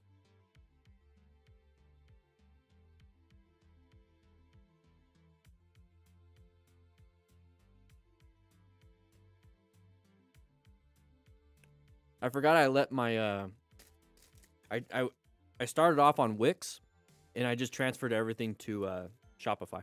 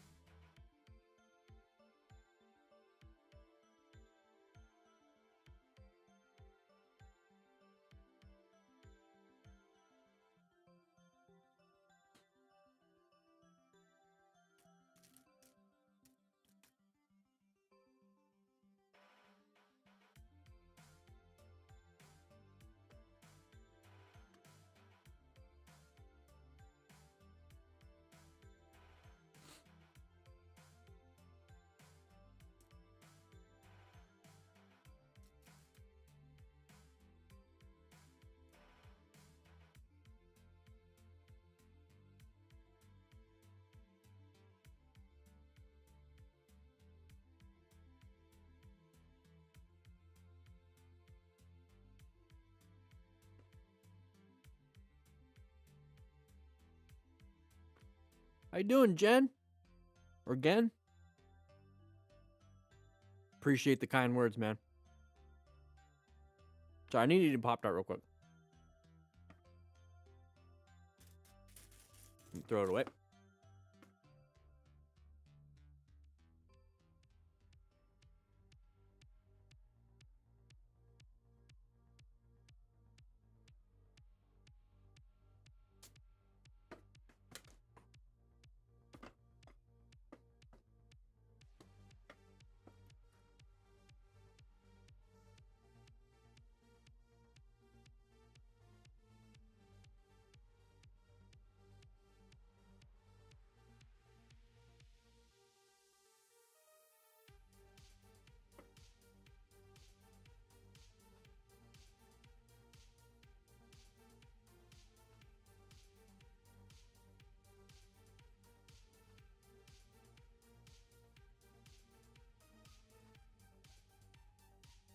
All right, guys, I think we're going to get back into it.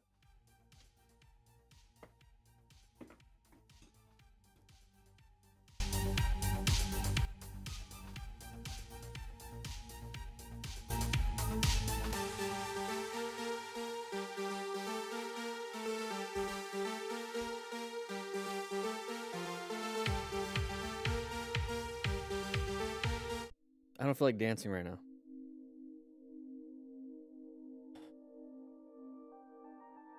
Oh, yeah. Oh, yeah. Oh, yeah.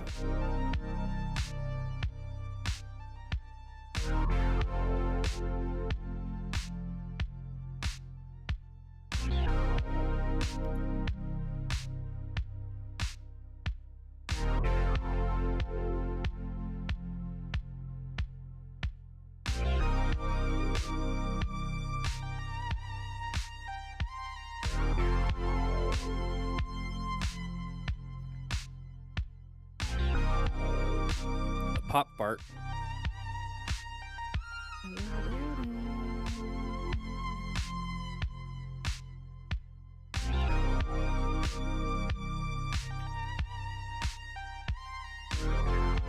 Just doing a few things real quick.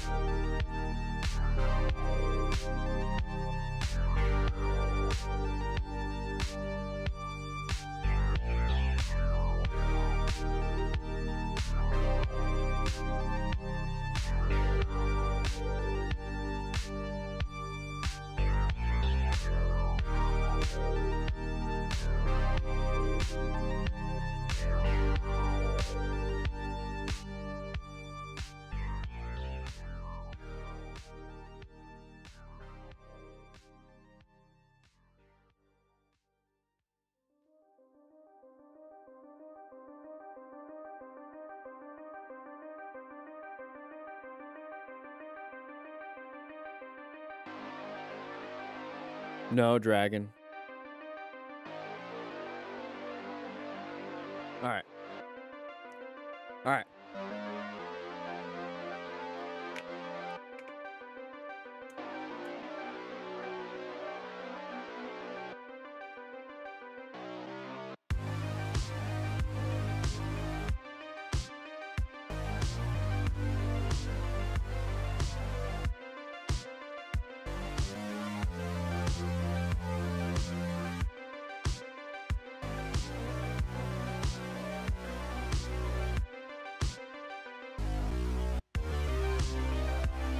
I don't have a wife anymore.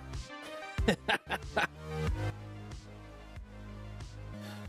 was a fun year. Oh yeah, the divorce is actually finalized now. Last week.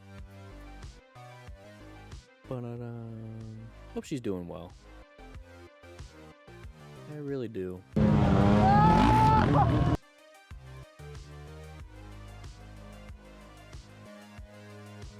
Oh no. Oh no. No, it's good. Relationships end.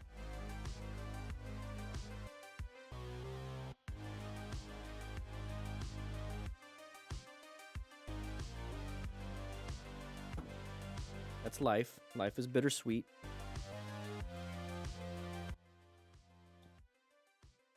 Exactly, Tony. Exactly. Exactly. Sometimes people send me a lot of stuff on Instagram and I'm just like, I don't want to do that. So this video will go out on the 30th. So this is that video on the 30th. We're going to be going over this video right here. This is high flying jumping to another rider. What else do we got? Well, we've seen this one. Uh-oh. Take a look at this one. Uh-oh.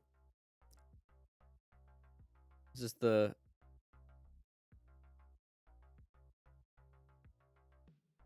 I might skip this one. Uh-oh. We've seen this one. We've seen a lot of these ones. So we'll probably do like a quick run. We'll pause here and there, but we'll do like a quick run on this one.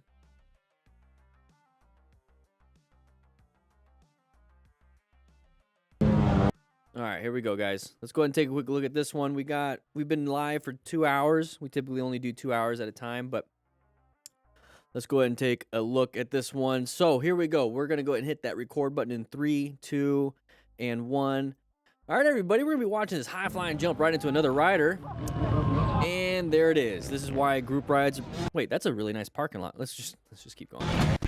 Oh, Chaos Riders. To another Chaos video. We got a mix of a bunch of... Oh, no, but oh, we've seen that one. He like removes his finger. We'll do a quick little, we'll do a little run through. Gemini, I haven't seen you in a while. This is a year-old video, by the way.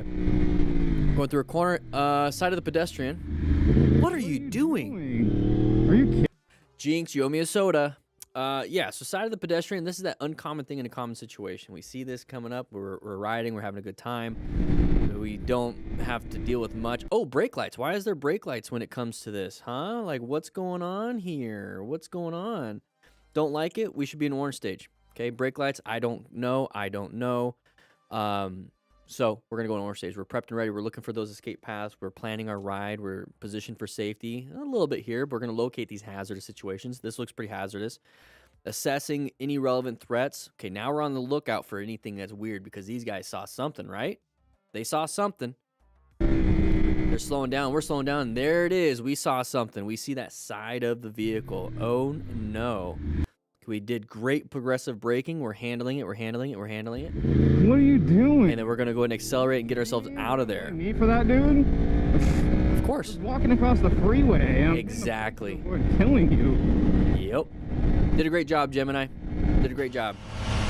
Sugoat. There's a deer. Ooh, good job with the progressive braking on that one, man. Good job. So we're going through here. We see the side of a deer about right here. There's the immediate start to squeeze. We're doing our total stopping distance. We perceived something. We're going to react right now with the braking, but we need our braking distance here. So our braking distance is basically just from here to where the deer is. Okay, we got to be very careful with that. Okay, we don't have enough braking distance, really, at these speeds, but we can slow down enough to allow the dumb deer to go away. That's basically the whole goal here. So he did a great job. He recognized this hazardous situation. You know, we're talking about the MTC awareness stages here. So he was in yellow, jumped up into orange as soon as he saw it and recognized that this was an active threat. Okay, deer are pretty dumb. They want to run out right in front of you. They could have done it any other time. They could have done it when you're behind you. They could have done it like 2 hours ago, but no, it has to happen right here.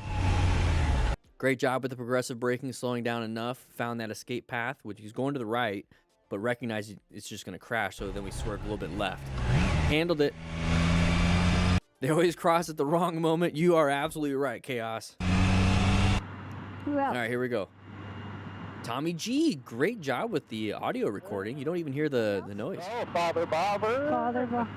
Talking on the Cardos, I'm sure. Look out to the right, Thomas. That car almost lost control. Wait, almost lost control. Did I miss something? Anybody else? Oh, Father Bobber. Going a little bit faster. Oh, you're right. Oh, you're right. Almost lost control. They're talking to each other. This is why I love the Cardos, which link in description for 20% off. But we can talk to each other, you know? So if this person behind can say, hey, watch out, it's going to give that alert. So we're riding yellow stage, zoned in, having a great time. All of a sudden, the rider in the back recognized an idiot right there, was able to now recognize and say, hey, we should be in orange stage. Hey, watch out, idiot driver, almost losing control. That's the point that I like to make when it comes to group riding, is that we have now 4 eyes, unless, you know, one of your friends only have one, and it's like 3 eyes. But now we have multiple different people with their situational awareness, almost like their dynamic mesh that they got going on, where if you break contact and you get closer back together, it reconnects. When it comes to having 2 brains, 2 different things of situational awareness, kind of like the same thing. If we're both doing it, right? I don't know. Communication is key on this. And Cardo makes it easy. So, I mean, that's my ad spot, I guess, right? We have to do that. Yep. No, but I love them. I've been using their stuff for years now. Look out to the right, Thomas.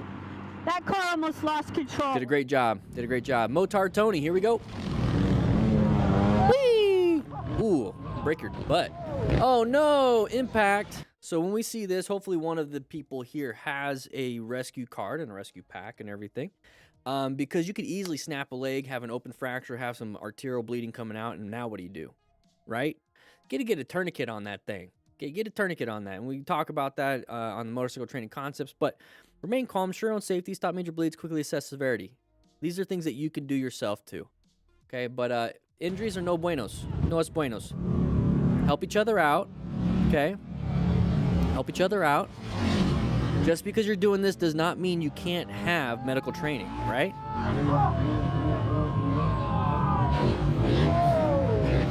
Even just like some venous bleeding, you can get some direct pressure on that.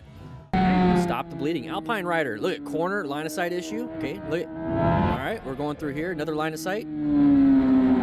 Okay, did good. Another line of sight. The whole time you should be in orange stage.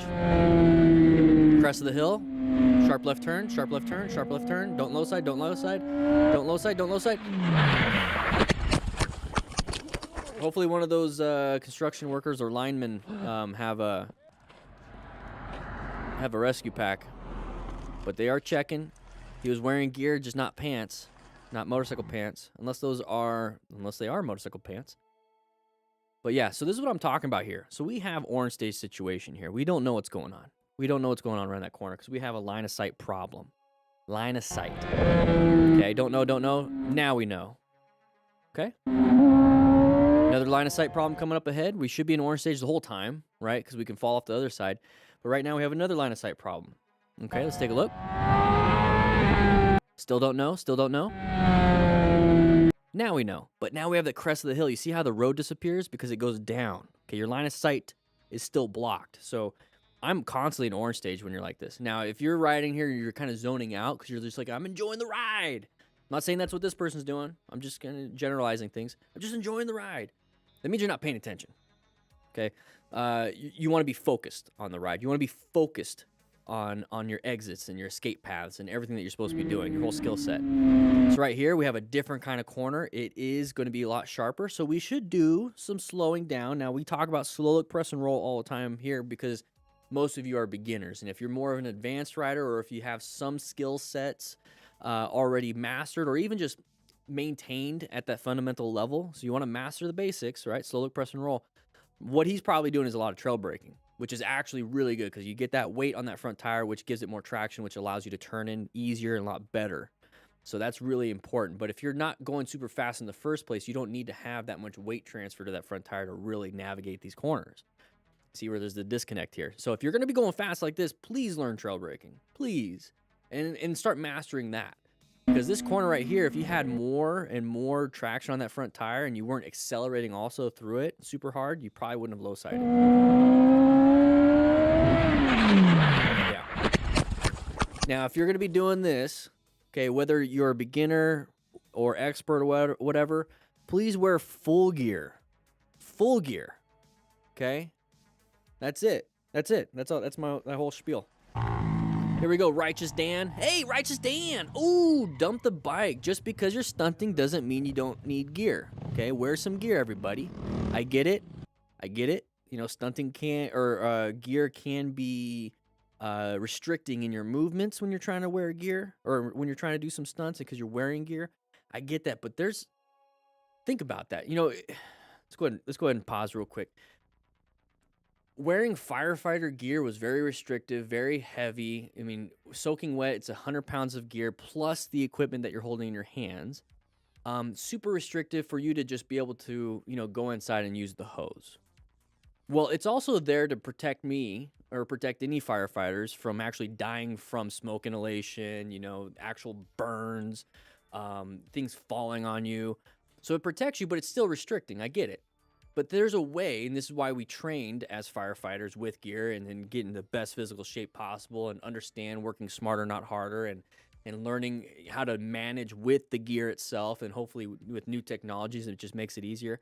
There's gear out there that is very unrestrictive. There's gear that stretches now. There's gear that makes it to where you feel like you're wearing regular clothes, but it's actual protective gear. So now there's really no excuse in my mind, unless it's, you know, a financial thing.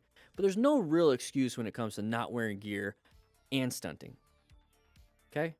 And if you're like, I can't do a certain stunt because I have gear on, then learn how to do the stunt with gear on. Practice. You're literally saying you can't do something. I didn't say that. You did.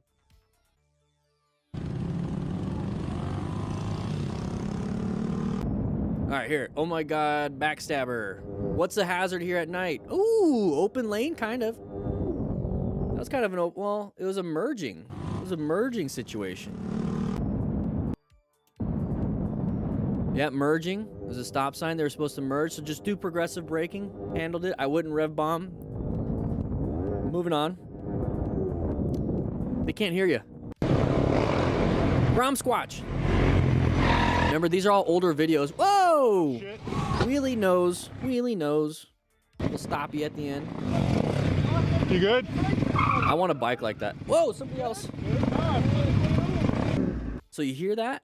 So somebody crashes, right? So if we're talking about rescue, okay, if we're going to be talking about rescue, remaining calm, ensure your own safety. So this is one of those ensure your own safety things, right? So somebody just crashed, we're going to help out. We're going to help out, right? What about the people behind us?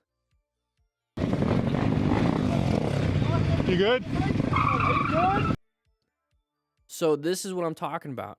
You don't get distracted on the person. You have to make sure that you're safe, because if this person's injured and you're just there and all of a sudden you hear the and somebody hits you, now there's two patients.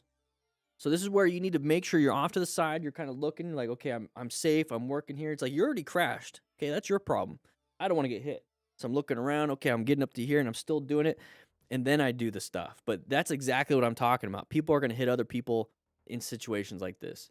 Now you're going to have 1, 2, 3, 4, 5 patients. Good? But thankfully nothing happened. It's just it's a good example to understand what could happen. Oh, lost a little traction there. Got full gear. Full gear. Still painful. Good job with the gear though. Chowda 1433. Let's see what happens here. It's not even a sharp turn. We're not going fast. Is there anything on the road? That looks like oil. So road surface hazard possibly. It's a little pixelated, but you see the little bit of a discoloration. It's right in the middle, and that rear tire lost traction. You hear it the RPMs go up. So this is just one of those things that can happen as a motorcycle rider. This is one of those hazards. But what do we do when it comes to mitigating these hazards? Acquire and using personal protective equipment. Good job, Chowder. That's all you can do is wear gear. Wasn't expecting it. Didn't do anything wrong. It lost rear tire traction, so just even maintaining that throttle, you can hear the RPMs go up. Ryder about to leave, car pulls up, dude asking if Ryder would give his girlfriend a ride. Okay. Liquor Chronicles, I like the stuff that you do, but there's real no benefit to class when it comes to this. You keep doing you, buddy. He posts a lot of videos, and they're pretty good. He's actually a smart rider. But, I'm sorry. If I had a girlfriend, I'm not letting anybody else. Pays to check your blind spot multiple times in case other people are going much faster than expected. Hey, I can read fast. Let's go. Nobody's there. Look forward. Whoa. Hard to judge with a quick glance, but the pickup is flying. 360 situational awareness. Very good.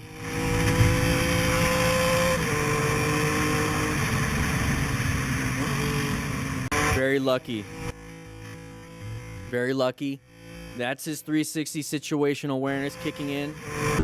Good job. Oh, don't do that, dude. Okay. Let's take a look at this.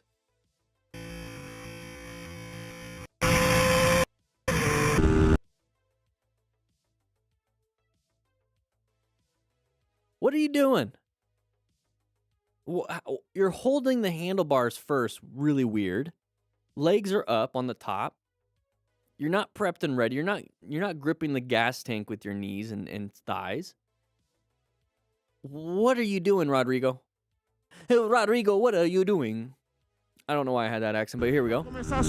We're getting up to here, so we're just kind of going through here. All of a sudden, somebody comes out in front of us, and you notice how we have to do these massive reactions to it. If we could have just been prepped and ready for it, orange staged, we would have just had to do something with our hands, okay? Now we're going to go ahead and rev bomb. Swerve out of the way. Yeah. Rodrigo, what are you doing? Alright, Dr. Twist! Accident just happened. Ryder ended up 10 feet down the hill. Oh, no. Oh, this is when the guy wasn't paying attention. He goes a little bit too fast and... flies up and over, right? Yeah. So we already have somebody hurt. Now we're here. The rider's all good. The bike's only about What do you 15 feet down. We've already talked about this one. So The rider's the guy coming around and crashing into everybody, surprisingly what do you think he's doing? Target fixated on the wrong things, right? exactly where he went wide, and then Probably white stage. fixated a little bit. He flattened that pole. Damn. Dr. Twist, hopefully you're okay. Hopefully this guy's finger's still on. It looked like he actually removed it.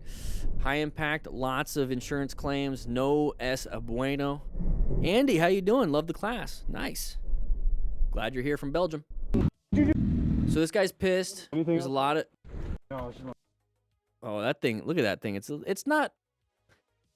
So we got a little here avulsion on the top, but it looks a little deformed. We've got to do the whole decap BTLS, deformers, contusions, abrasions, punctures, tenderness, lacerations, swelling. I've missed burns, but here we go. We got burns. So those are the things that you look for when it comes to trauma. And that right there, it's probably broken. Got a little avulsion, maybe some capillary bleeding. But then he actually comes over here, and I think he might have had like a head injury because he starts to look a little bit pale, looks a little disoriented, looks a little exhausted, embarrassed, all those things. It's not good. Destroyed everything, destroyed everyone. He's going to have to deal with that himself. But we're moving on because we've already talked about this one. I'm getting out of here. Yeah, get out of there. Might as well. This driver was in the fast lane going at good speed. Motorcycle rider upset because car wasn't going fast enough. All right.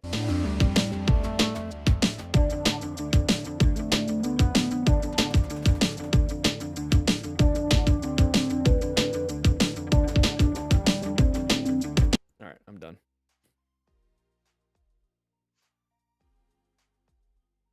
Oh, I guess that's it. So, guys, remember,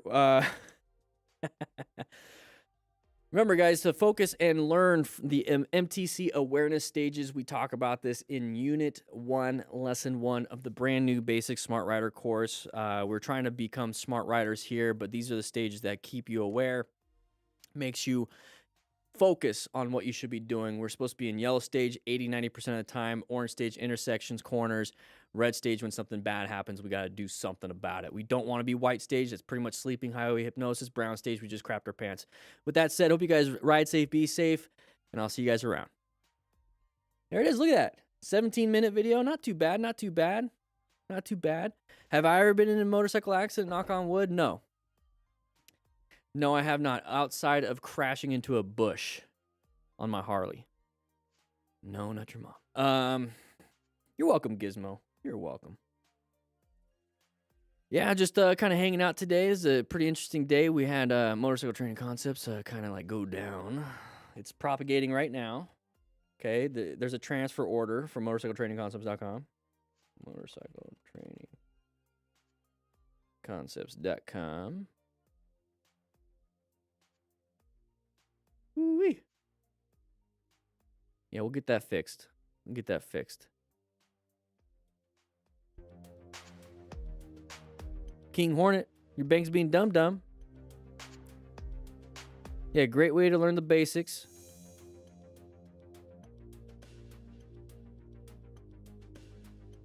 Is it possible to get burned under gear due to friction? Yes.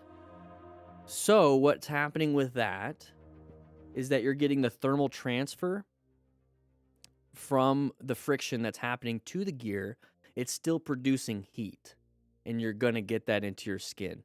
Leather, when we talk about this when it comes to the gear selection, so Unit 2, Lesson 1, we talk about weather mitigation, what types of gear is good for this whole thermal regulation thing, and leather. Okay, so leather helps prevent that thermal transfer.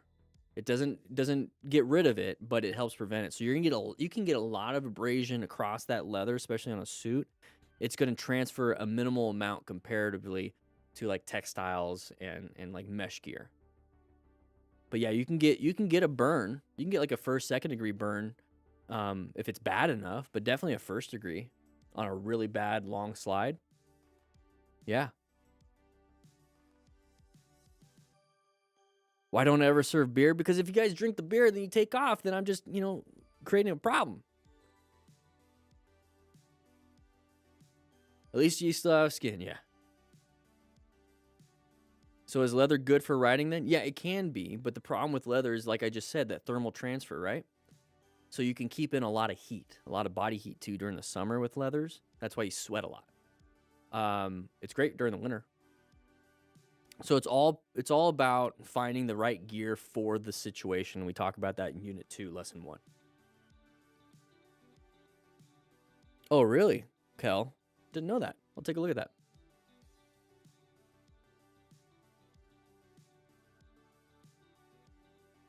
Guys, go ahead and sign up for the MTC Rider Academy. Link is in the chat. And link is in the description. It's $99 a year. This is one of the lessons that we have. But with that said, it's about 2 hours. And I got to get going. I got to go ahead and relax a little bit. My back is sore, and I'm going to write some more articles for the MTC Rider Academy. And I got to do some other stuff. All right, guys. Do I host physical in-person classes? My goal is 2024, or at least towards the end of the year. Probably in the fall. Definitely want to do that. But I got to get going. I'll see you guys later.